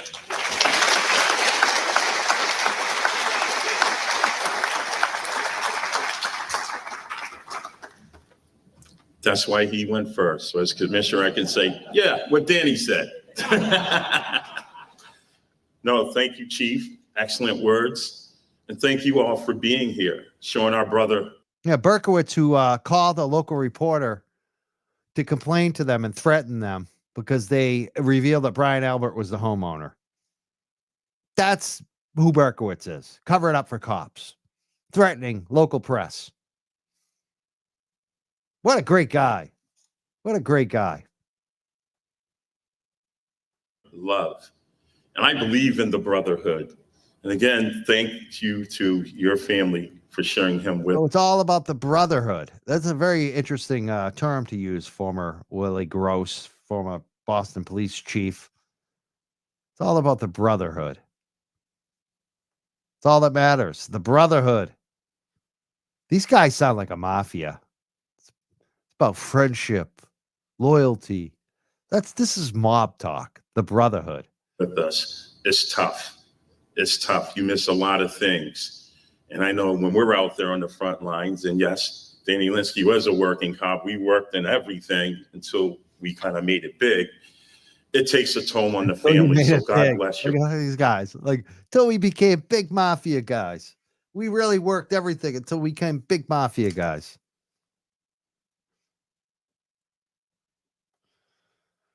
Family. Mom, I have a tough mom too. And she loves her son. And just thank you all for sharing him with us. But I'm your brother. And I'm committed to you. So you know that guy that ran out, that Middlesex County Sheriff, Peter Contusion, before he left. I'm like, you were talking about my brother? I got something to say to you. So here's what I said to him. I says, well, big, tall, slim guy with hair. People like myself and Ken Moore, look at us. Built right, can protect. I said, but mainly people like us for three reasons, especially the ladies. Don't worry, Mom, it's clean. We always give you a good meal, a good dessert, and then we fall asleep. But unlike you, Contusion, you'll have the meal, dessert. You won't go to sleep. You'll be in the mirror fixing your hair. So bam, protected my brother. There you go. Protect my brother. Kenny Berkowitz. You said something mean to Kenny Berkowitz, even in joking. So I got to protect my brother. That's what these guys are all about. I mean, they tell us it's so in your face. It's not even funny. They just didn't think anyone was going to notice. Yeah, why is the beer bottle still there? A bunch of drunks. You know, my mother used to be a waitress. And she once served Ted Kennedy and his wife, Vicky, lunch. And my mom is definitely like a Democrat. Let's just put it that way, right? So she was all excited, wanted to get a picture with Ted Kennedy and his wife. She served Ted Kennedy like 2 or 3 drinks. It was like a working lunch. He was in town to, cut some ribbons. And then he had lunch and he had a couple drinks. And my mom was like, I get a picture? And Vicky's like, yes, you can take a picture, but can we remove all the beer bottles, all the drink bottles from the table? See, Vicky Kennedy was smart enough to realize how not of a good look that would be to take a picture with Ted Kennedy with drinks in front of the table. These guys, brazen. Nobody's watching. Nobody cares what we're doing. We're above the law. We could just have the stupid Budweiser beer bottle there all night, not even think about it. But on a serious note, you know, as I was climbing the ladder, it's good to know that you have people of the same ilk that really do care about the Commonwealth, the respective towns, the cities, and our great country. That's pretty refreshing because it's pretty easy to sit aside and let someone else do the work. But then there are those, especially our state, local, and federal partners in this room. We always had to step up to the plate. But let me remove the word had. We willingly did so. We ran towards danger. And I'm going to tell you, it was great because my brother's a little older than me, to look to him for guidance, wisdom, and his perfect examples that he left in brotherhood to make sure that we were all committed, safe, and prepared for whatever came our way. And Chief Linsky was right. When those two cowards killed innocent people, when those two cowards attacked our officers in Watertown, the culmination of all of that was preparedness because we got those bastards in 101 hours. One's not here, one's in jail. What about So John thank you O'Keefe? for a brother like you. What about making John sure O'Keefe, you're a Willie? part of that? Willie, what do you got to say now about John O'Keefe? Huh? You want to talk about that today, Willie? I'd love to have you on the show, Willie, since you care about brotherhood so much and your fellow cops. Willie Gross, come on the Young Jerks and talk about John O'Keefe, Boston police officer, dead.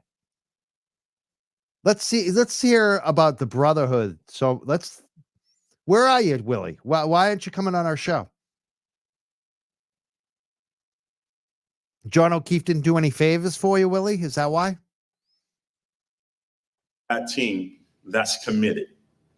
That's on a serious note. But a lot of folks know I love acronyms. Now, Willie. So when Come on our show and tell the truth. Let's see you run towards danger for John O'Keefe right now, Willie Gross, and tell the truth about what you know. Come on and tell us about Brian Albert. Tell us about Burkowitz. I would love to have Willie Gross on this show.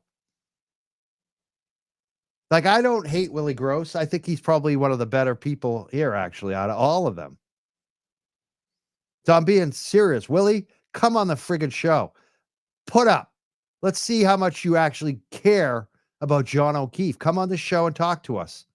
Tell us about Burkowitz. Tell us about your Brian Albert. I want to hear about Brian Albert. I bet you got some stories about Brian Albert, Willie Gross. Let's see you run towards danger. I bet you won't. I bet you're actually kind of weak. I bet you're afraid. I'm not afraid. I've run to a danger on this story. I know that I've got a target on my back from law enforcement. Are you afraid, Willie? Are you afraid of your own brothers, Willie? That's what it seems like. A lot of what I've seen from Willie, I think he's actually afraid. So don't talk that shit, Willie, that you run toward danger. Let's see you run towards danger for John O'Keefe. Put up a shut up, Willie. And I don't dislike you. I think you're one of the better people that spoke at this event. Brother would come to town in Boston. He wasn't Ken Burkowitz. He was KB, cool brother. And I was Tell him more CB, truth, chocolate. Kenny, all about image. He's the cool brother. That's what Kenny is, right? He's the cool brother. This is why I want this guy. Willie, come on my show, man. Belichick. Because, hey, what do we do? Hey, do your job, no days off. And so it was Except for great to John learn O'Keefe from guy. you. Then it was And cover we up. also learned. And it was call the reporter and complain that they mentioned Brian Albert, that he was the homeowner. What does it do with his job? Was that part of his job to call a reporter to cover up for Brian Albert? Was it? I don't think so. In the spirit of Is Patriots, it part of here's their your job not to ask to go into the house and even take a look? present, my brother. 6X. What does that mean?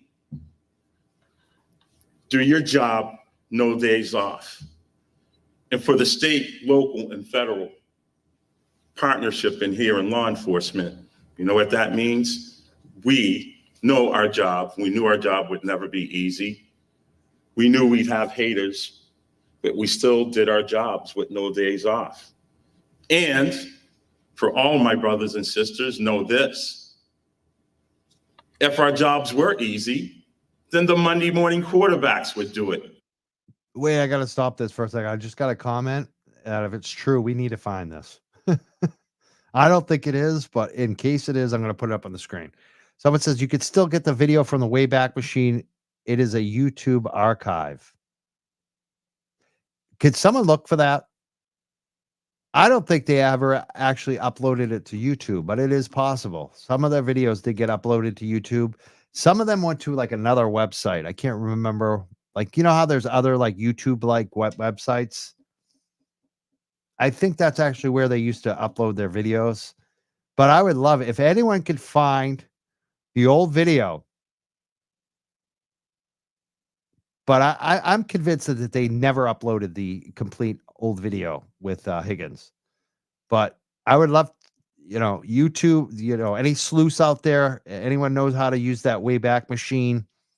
If you could find this original video, it's the Kenny Berkowitz retirement party video. We would love to see if anyone can find the part where Higgins speaks, because they apparently removed it from the video. And Higgins said way worse things than these cops. Apparently, what's been reported is that Brian Higgins, the ATF agent, said that Kenny Burkowitz is the guy you would call to get rid of a body. So I would love if anyone can look for that. I've searched for it. I cannot find it. I don't believe it actually exists. I don't think it was ever posted online, but you never know. It's a good idea. So Scott, if you know where to find it, if you've seen it, please message me. Let me know. All right, let's get back to this video. But they don't run towards danger. They're not on the field. They're not protecting the. You know what? Bullshit, buddy. I'm on the field right now calling out your corrupt asses. And I guarantee you, you don't have the balls. You're retired. You have nothing to risk except being shunned among your law enforcement friends for coming on and telling the truth about these people. So you want to run to danger, Willie Gross? Come on the show. Tell us what you know. I want to hear about Burkowitz. I want to hear about Brian Albert. I want to hear if you heard what Higgins said at this party. So if you're going to talk like you're a Mr. Tough Guy, Willie Gross, you want to run towards danger, stand where I stand. Because I've received a lot of threats from this law enforcement group, from the district attorney's office. And I've run towards danger on this. I'd like to see you step up and not talk the shit and actually do it.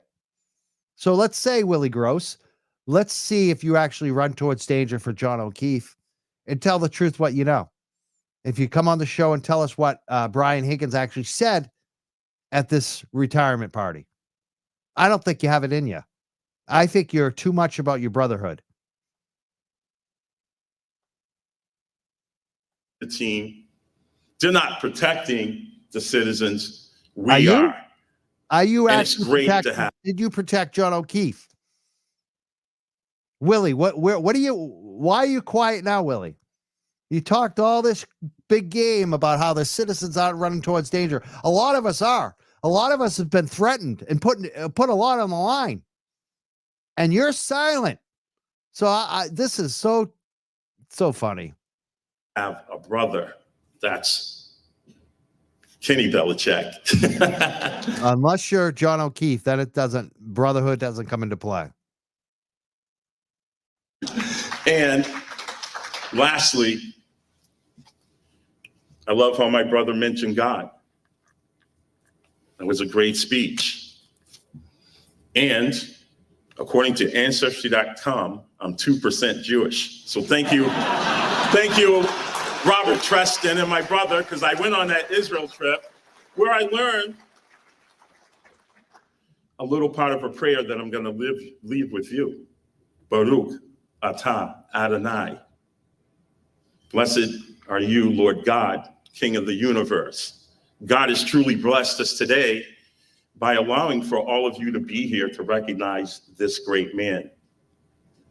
God is really great because all of us that have spoken today have educated you about what it really means to be God's children. If you saw those pictures, you've heard everyone speak. He's definitely about community. No matter what you look like, where you come from, he's there for you. Another acronym, CB, Caring Brother. He is there. And that's what God's good grace. And that means he had a mama that raised him right. And ma'am, I know you're proud of your son. He is truly one of God's children. So I know I can confidently say this in my brother's word. God bless you all. God bless Canton, the Commonwealth, and the United States of America. Come get your patch. Kenny Belichick.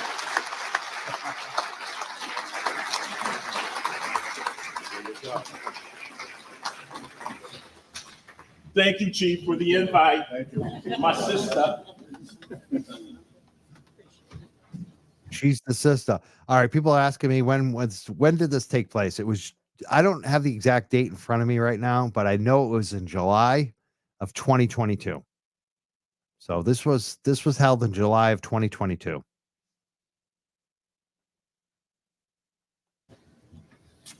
So I listened and I listened and I listened to Chief Linsky's all the adjectives, and patient was not one adjective that anybody used to describe you.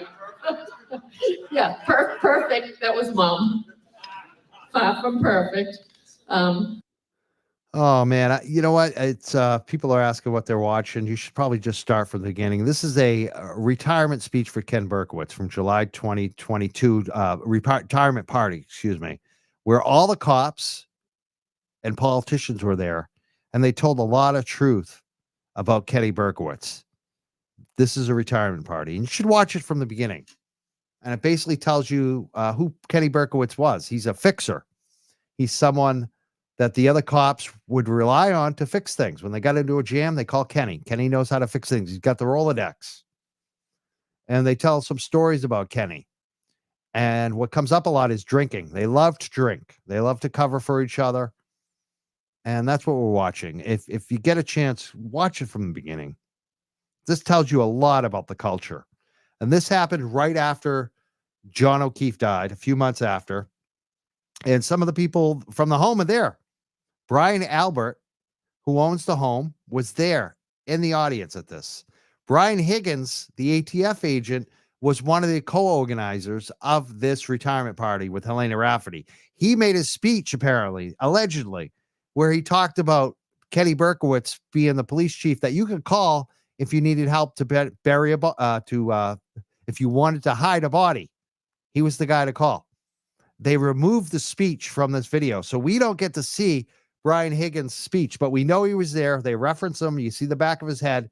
Also, another person there was Kevin Albert, the suspended police officer. So that's what we're watching. We're watching them celebrate with Kenny Burkowitz after they basically covered up the death of John O'Keefe. And they tell a lot of truths. And what comes up a lot here was several of the speakers said, we can't tell you all the stories because we're on Canton Community Television.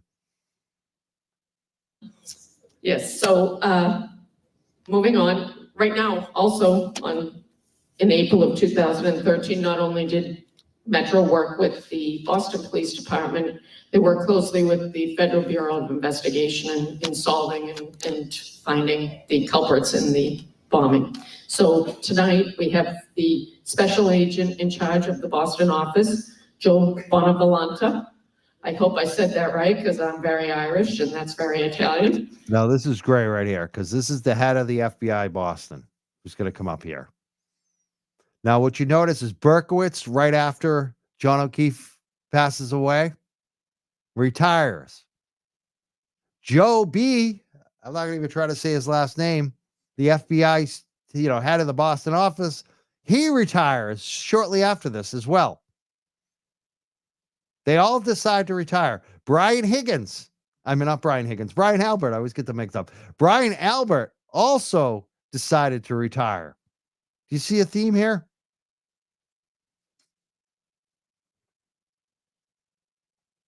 And resident agent in charge, Kate Kelly, here to make a presentation.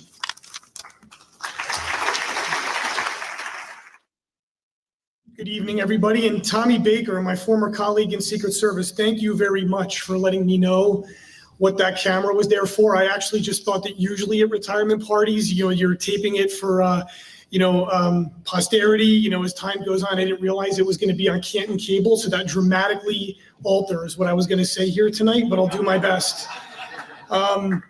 Here's another one. I mean, this is what, the third guy come up tonight who said that they can't tell the full story because it's televised on television.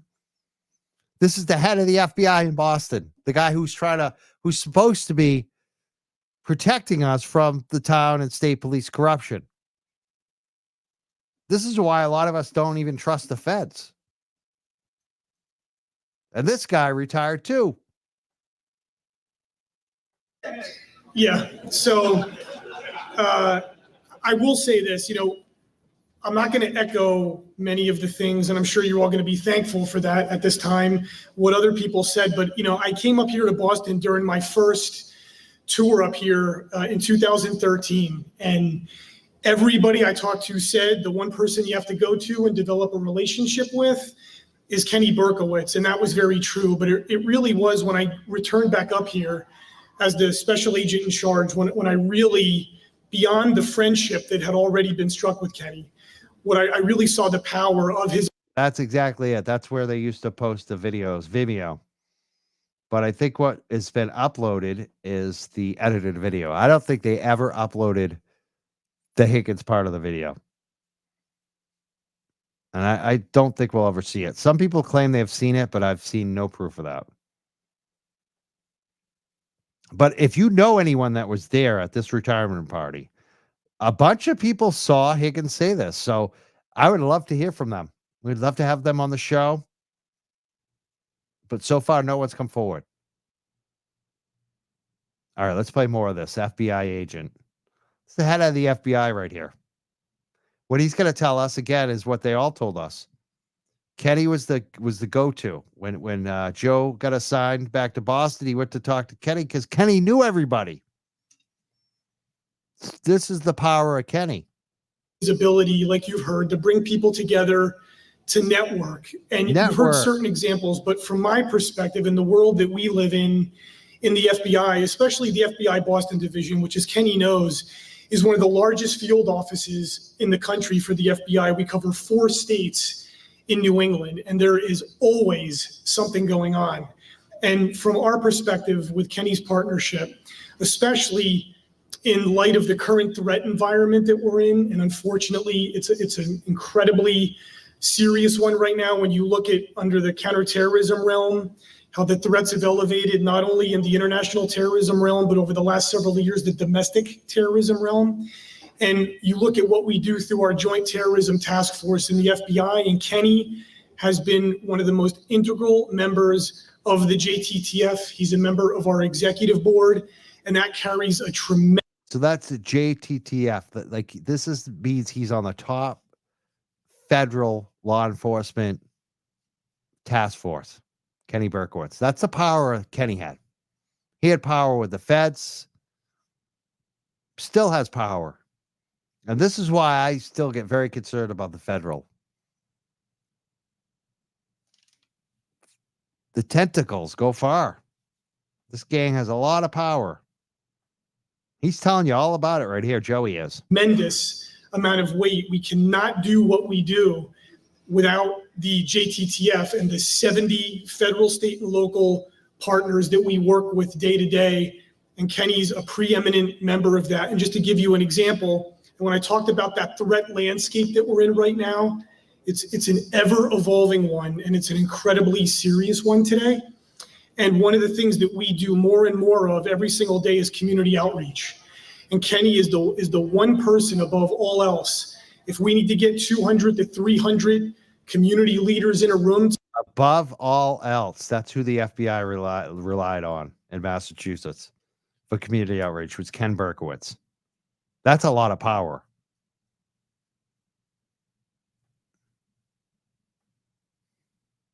A lot of power there. To go over some incredibly important things, such as protecting houses of worship, active shooter training, or any other kinds of threat debriefings. Kenny's the one that we go to. And so for that, we are incredibly grateful. Who retired a short time after this. Just have a few things here for you, Kenny. And I know in the past, some of our other federal partners like to make fun of us for many things, but this in particular, because they accuse us of rolling in with like the largest plaque. And I just want to let you know, it's a very big plaque, but to be honest with you, it's very small in content. It's just a big frame. So but really, this is our badge over Boston, Kenny.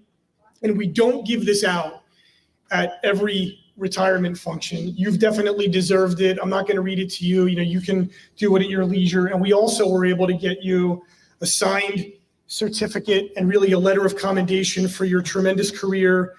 And this I am going to read. It's very short. It's the Chief Kenneth Burkowitz of the Canton Police Department. For your many years of distinguished service in law enforcement and your selfless efforts to protect and serve the American public, you have always recognized that a key to combating crime is unstinting cooperation among law enforcement agencies at all levels of government. The FBI and the American people have been the beneficiaries of your professionalism and dedication to duty, and we congratulate you on a remarkable career. And it's signed by Director Christopher Wray from the FBI. So Kenny, would you please come up here and accept these on our behalf?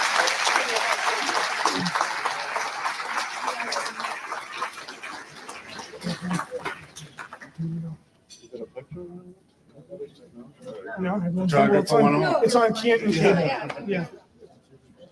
Yeah. Someone asked, how did Burkowitz get all this clout? When you know everybody, you know all their secrets. When you're the fixer, you get to know people. And especially when you're there that long, that's the key. Just like incumbents, like if you've been in office too long, it's like Morrissey, like John Conley. These guys have been there too long and they know everybody. And when the FBI picks this dude from out of town to come back and run the FBI in Boston, he goes and meets with Kenny Burkowitz because he doesn't know everybody like Kenny Burkowitz does. That's how you get the power. You end up on the Joint Terrorism Task Force. Kenny Burkowitz is on the Federal Joint Terrorism Task Force. Do you know how much power he gets just from that? That's how you do it. This is the head of the FBI in Boston. He's relying on Kenny. He says that Kenny's his number one go-to guy to know people in Massachusetts. Like, if he needs to meet somebody, he calls Kenny and Kenny hooks him up. Oh, another microphone. It's a great network. So whatever you call it, I always, thought, I'm like, geez, the FBI's got such a bigger plaque than ATF, Secret Service, everybody else. So, yeah. Okay. This is what Kenny cares about. Who's got the biggest plaque?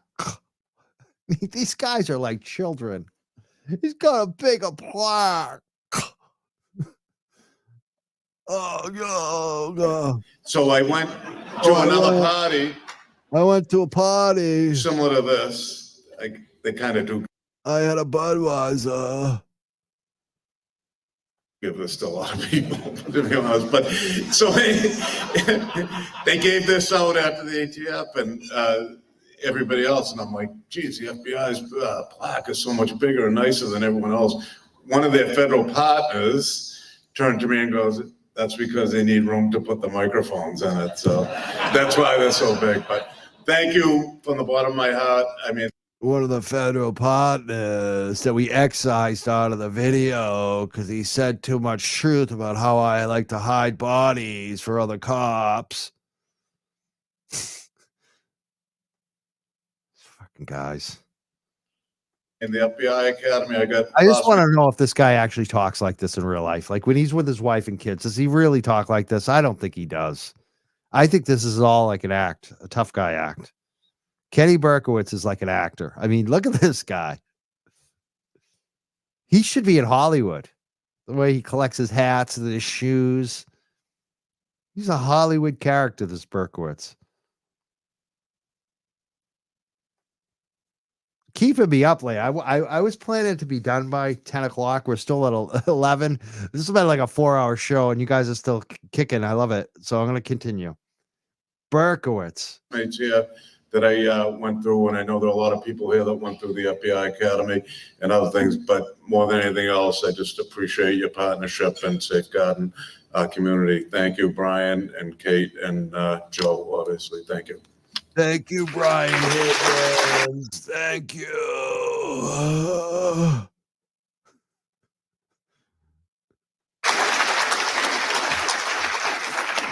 We're almost done. We're just coming to the end here, but I have three very important people. Kenny just referenced the FBI National Academy. The FBI incredibly brings law enforcement officers from all over the country and all over the world together 4 times a year. It's 4 different sessions, and they've been doing this for years, like decades. And incredible friendships are cultivated down in Quantico, Virginia. It's a 3-month session, and only, I believe, 1% of law enforcement officials in the world and country get to go. Canton, the select board has been wonderful in sponsoring command staff from the Canton Police Department to go. But 3 of the members of Kenny's class from all across the country have come tonight to just pay a special little tribute to him. And after them, Ben will be coming up.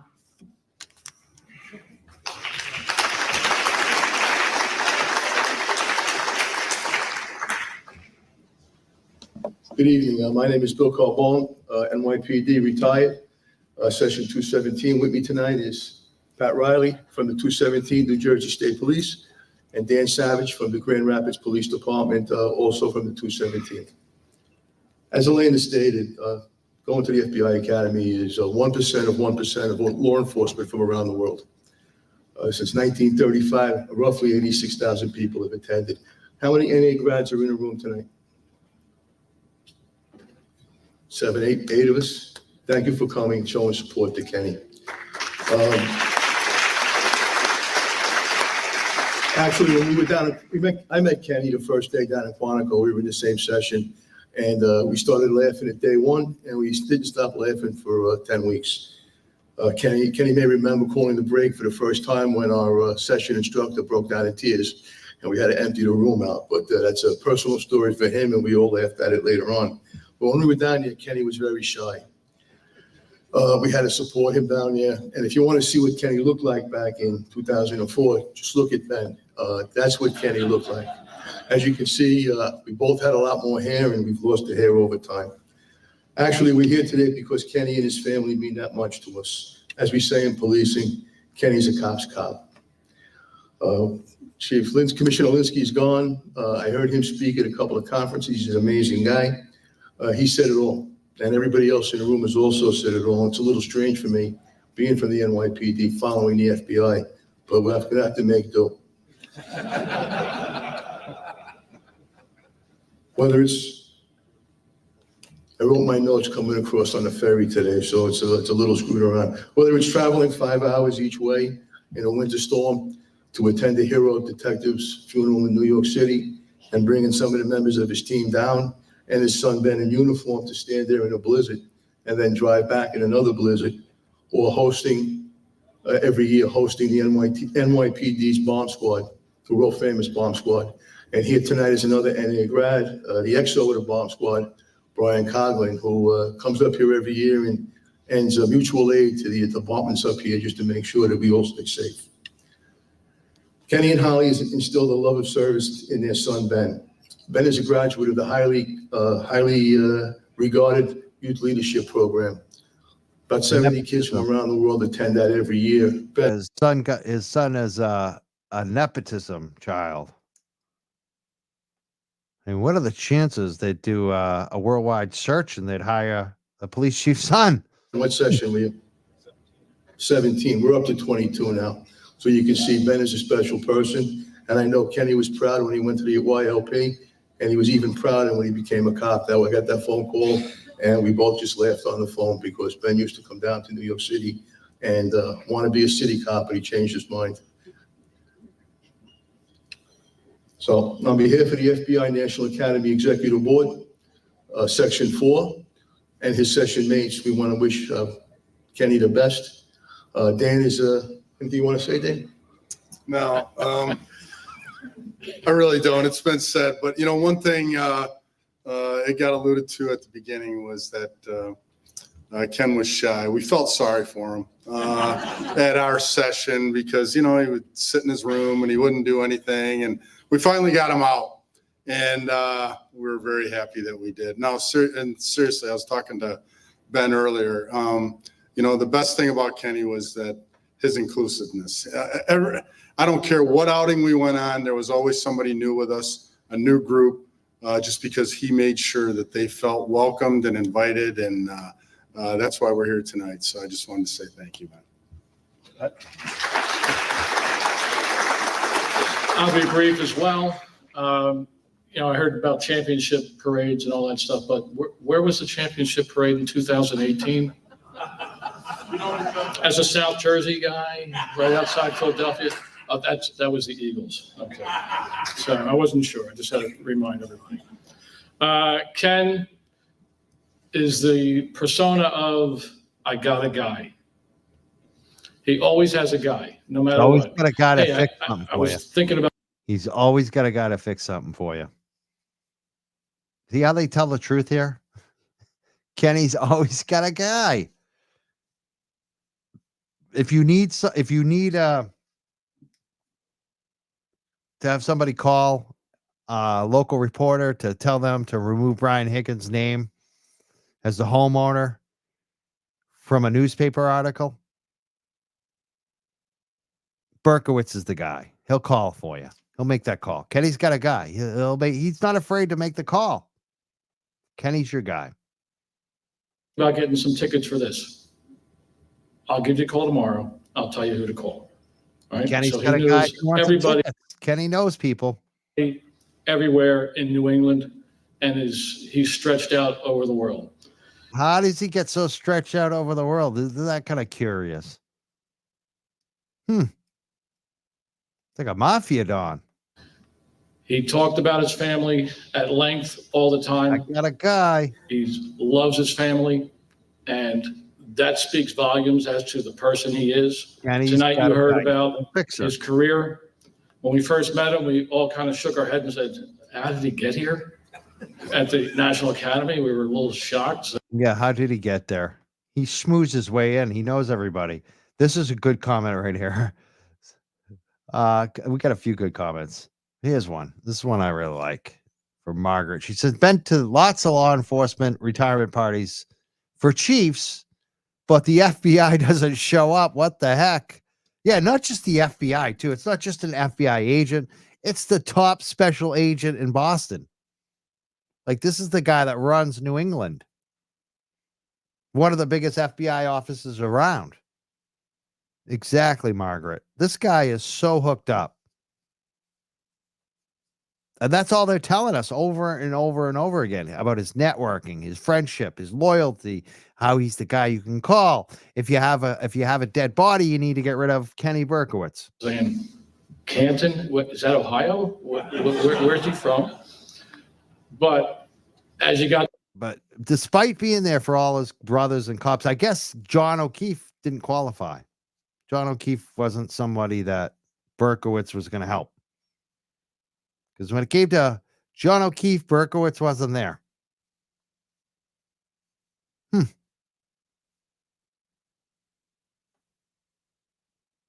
Got to know him, you said, my goodness, this guy is squared away. I mean, he is plugged in, he's dedicated, he cares. And that's all you want. And that's who he is. So God bless you. Congratulations on retirement. You're going to do well post. And all right.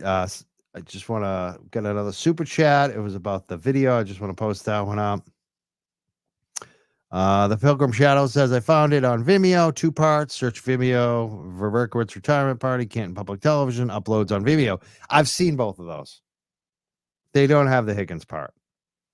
We're hoping that maybe they had posted it and taken it down.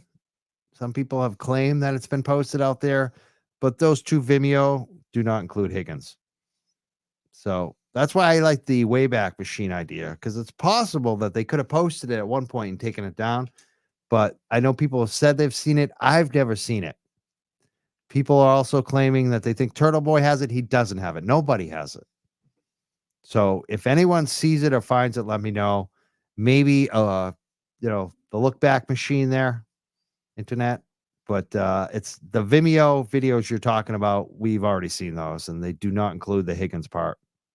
With your family behind you, we're very proud of you. Thank you very much. Yeah. I'm wondering, is it on Wayback Machine? I don't even know how to use that. Maybe someone can look it up. So for right us. now, Ben, it's your turn. Everybody knows that the backbone of any police organization is their police officers. They're the first people, sometimes the only people from the police department that the community encounters. Canton Police has an incredible patrol force. And to present the gift from the Canton Police Association, we got a guy playing dual role here. Canton Police Association member Ben Burkowitz and son of Canton Police Chief, retired Ken Burkowitz.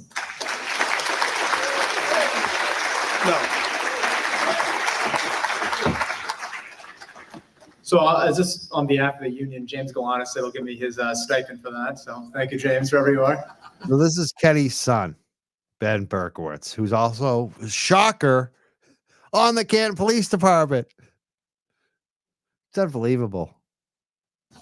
New union president, I guess. So as many of the speakers have talked about my dad tonight, former boss and now current Canton Police Reserve officer. He's done a lot of impressive things throughout his career, but I just wanted to highlight a few of the smaller things that arguably had the same, if not bigger, impact. From a young age, I always took on the job as a personal assistant to the chief of police. This consisted of handing out the operations plans at special events such as the ICC or July 4th. Being behind, chilling with the chief, handing out the ice creams to hand to him, always being the better half behind that one. And then also being his Twitter photographer now, world famous Twitter account, as well as proofreader, all of which were without compensation too. But we'll get to that later. But as I grew up, I learned the larger purpose of him going out on a summer night, handing out ice creams to kids was a lot more than just hand out an ice cream. I always wondered, why wouldn't he want to be down the Cape or, go on a vacation somewhere, or be out on our famous boat with CPD, which he does have merchandise available for.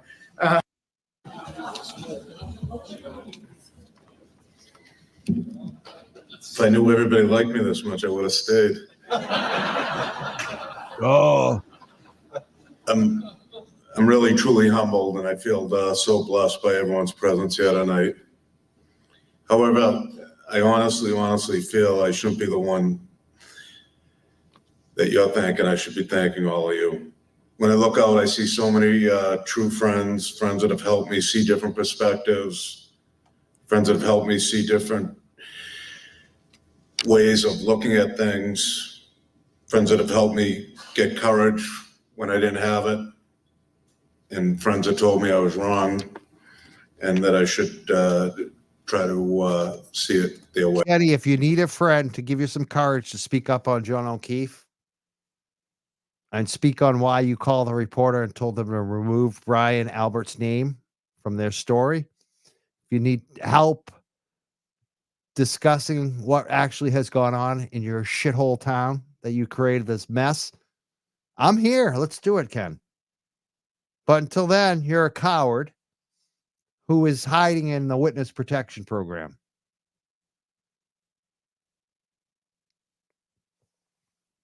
That's all it is. I mean, I don't want to hear about your courage. But you helped me grow both personally and professionally, and I'm really, really Personally and professionally. It's just so gross. When I look back at my career, my entire tenure as a police officer, I can't think of one single thing that I accomplished solitarily. I always had so many partners, and most of them are in this room tonight. Whether it was making an arrest in my younger days with my partner, Johnny Ruane, or Chief Rafferty, wherever she went. I could never keep track of her when she was on the job, so I doubt I'll be able to keep track of her. Oh, there she is. Okay. But really, I mean, I always had partners. I just always had help, Metro, NYPD, FBI, it was just always somebody else that was there to help me. To my fellow Canton department heads, and I know a lot of you are here tonight, and the town employees, the select board members, town administrators, I worked so closely with you for all these years, and I really thank you so much. I'm certainly going to miss working with such talented and devoted and dedicated people. I know Derek's here tonight, and the schools. He is in hiding. From what I understand, he's hiding out. There's a rumor that he removed his mailbox. And that's why I titled this Witness Protection, because it feels like Canton has a police chief right now, Helena Rafferty, that's in witness protection. She is not doing anything. Like, what is she doing? How come she doesn't answer the public's question? Where's Kenny Burkowitz? Both of these folks seem like they're a witness protection. They're in hiding. And they were directly involved in all of this.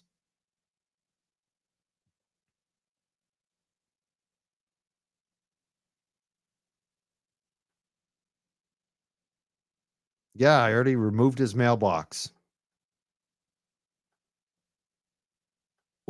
I can't think of a town where the schools and the police work so closely together.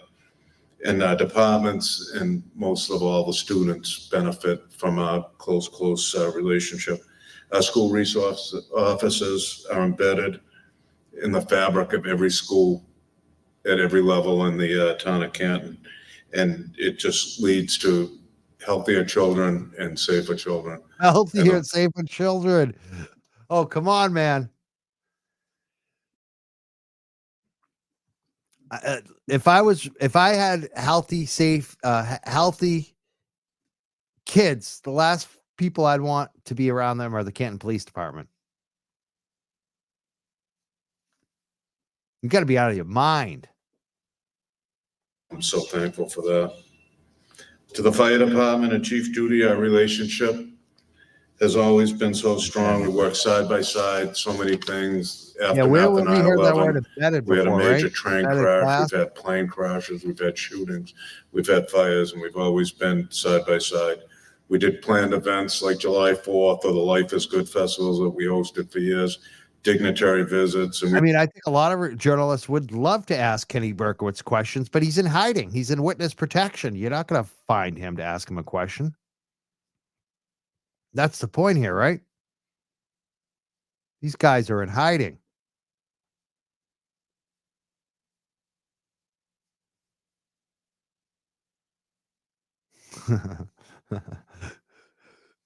Claire Masseuse wants me to train her dog so they don't go to the bathroom when she's on a live stream. I have that problem too. The key is you got to take them out right before the live stream starts. That's what I do. My dogs, I got to take them out soon too. That's why I'm going to have to end this very soon. Thank you so much, Claire Masseuse, for the donation. we always just got it done. Our departments have evolved and trained together, and our town has benefited from that collaborative relationship. And I'm just so thankful for it. To the police officers out there, you're nothing short of amazing to me. You're amazing. You're committed, professional, and dedicated. Our community and our country has never needed you more than the last few years. Through the pandemic, through the civil unrest, through the political uncertainty. He thinks all the stuff that, like the George Floyd stuff, was so bad, the pandemic. Little did he know he was about to get much worse. Much worse, Kenny. Much worse. You consistently put your own safety at risk, and you showed up at work every day. You didn't have the luxury of or the option of staying home or working from home. You showed up and you did your job.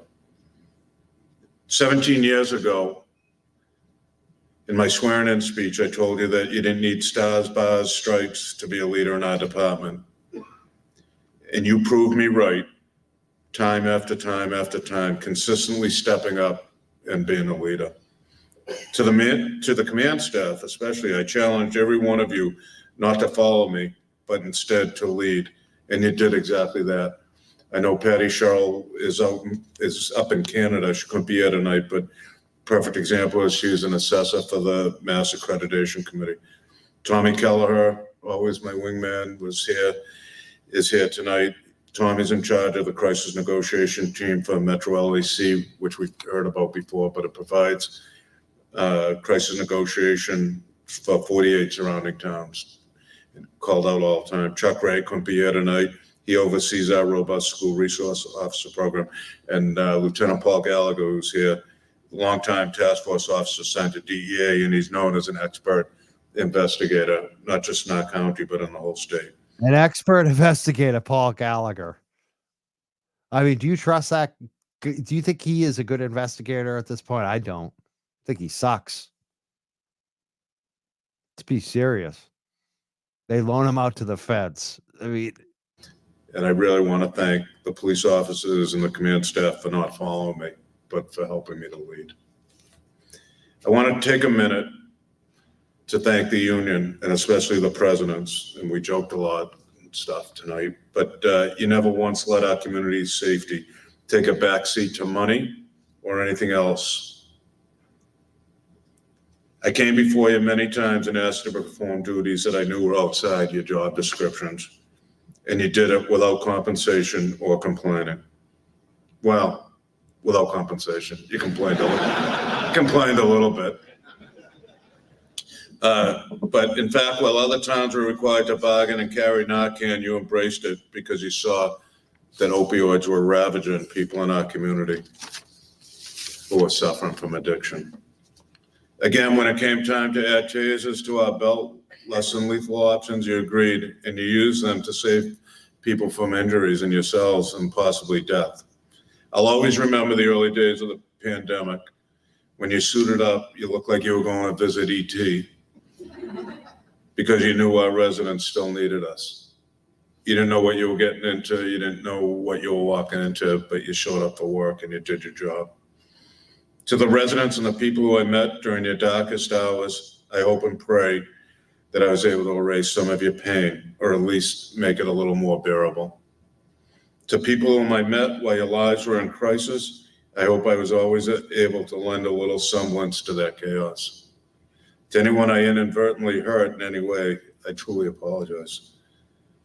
I thank all of you for allowing me into your lives. I'm trying not to mention anybody specifically, but there are a couple names I have to. To John Conley, I cannot possibly describe in words the amount of times you called me on the telephone.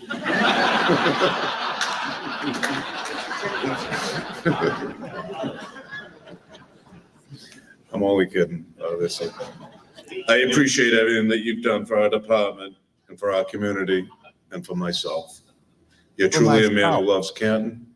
You love other people, and I'll always cherish our friendship. I know we'll be friends forever, John. To Chief Rafferty, as you know, in my career, I always told you it was like a dream come true. But to me, my capstone moment was watching you, my closest friend and colleague, take over the reins as the 14th Chief of Police. At times it will be tough, but I know you have all the prerequisite skills to leave your own indelible you know how to positive cover mark up on things, our Elena. So do it. You got all the skills. You learn them from me, how to manipulate, how to be the fixer, how to protect your cops, how to work the system. You got my Rolodex, Elena.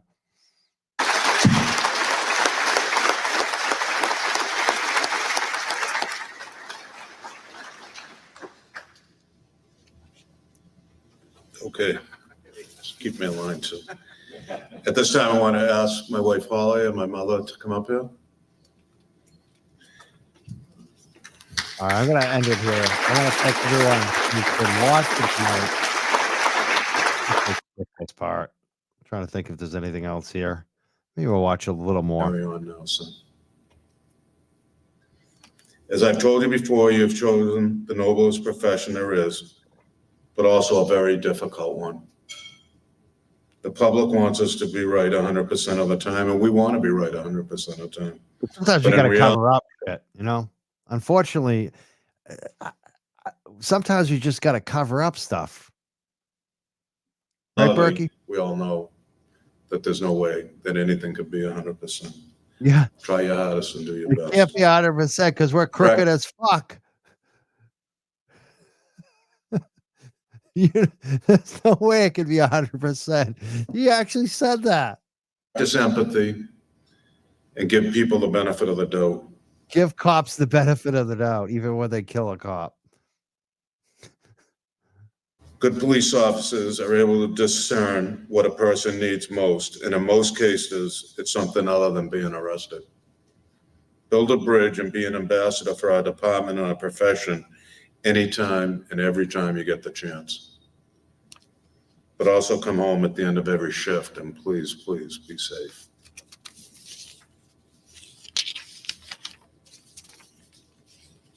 I have a poem behind my desk and it's entitled The Man in the Glass. Talks about a man who's looking in the mirror to see how the reflection that man sees back is the most important one of all. Kind of goes like this at the beginning, when you get what you want and struggle for self, just go to the mirror and look. And it talks about looking at the reflection to see what looks back at you. When I look in my mirror, I see all of you. You all made me better. And for that, I'm eternally grateful. I wish all of you nothing but peace, health, and happiness. And thank you for making this a night I'll truly never forget. Thank you. When he looks in the mirror, he sees all the friends that he helped. He sees all the crooked friends that he helped, that he covered up for, that he fixed. John O'Keefe must not have been a friend. Let's listen to the applause to end this.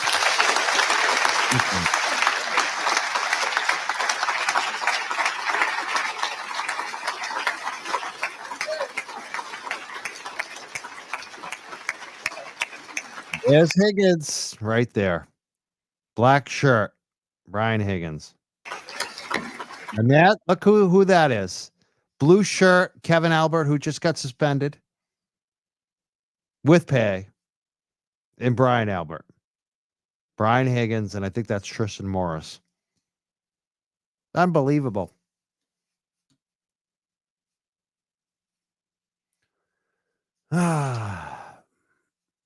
The conflicts in this town. This was just only months after John O'Keefe died.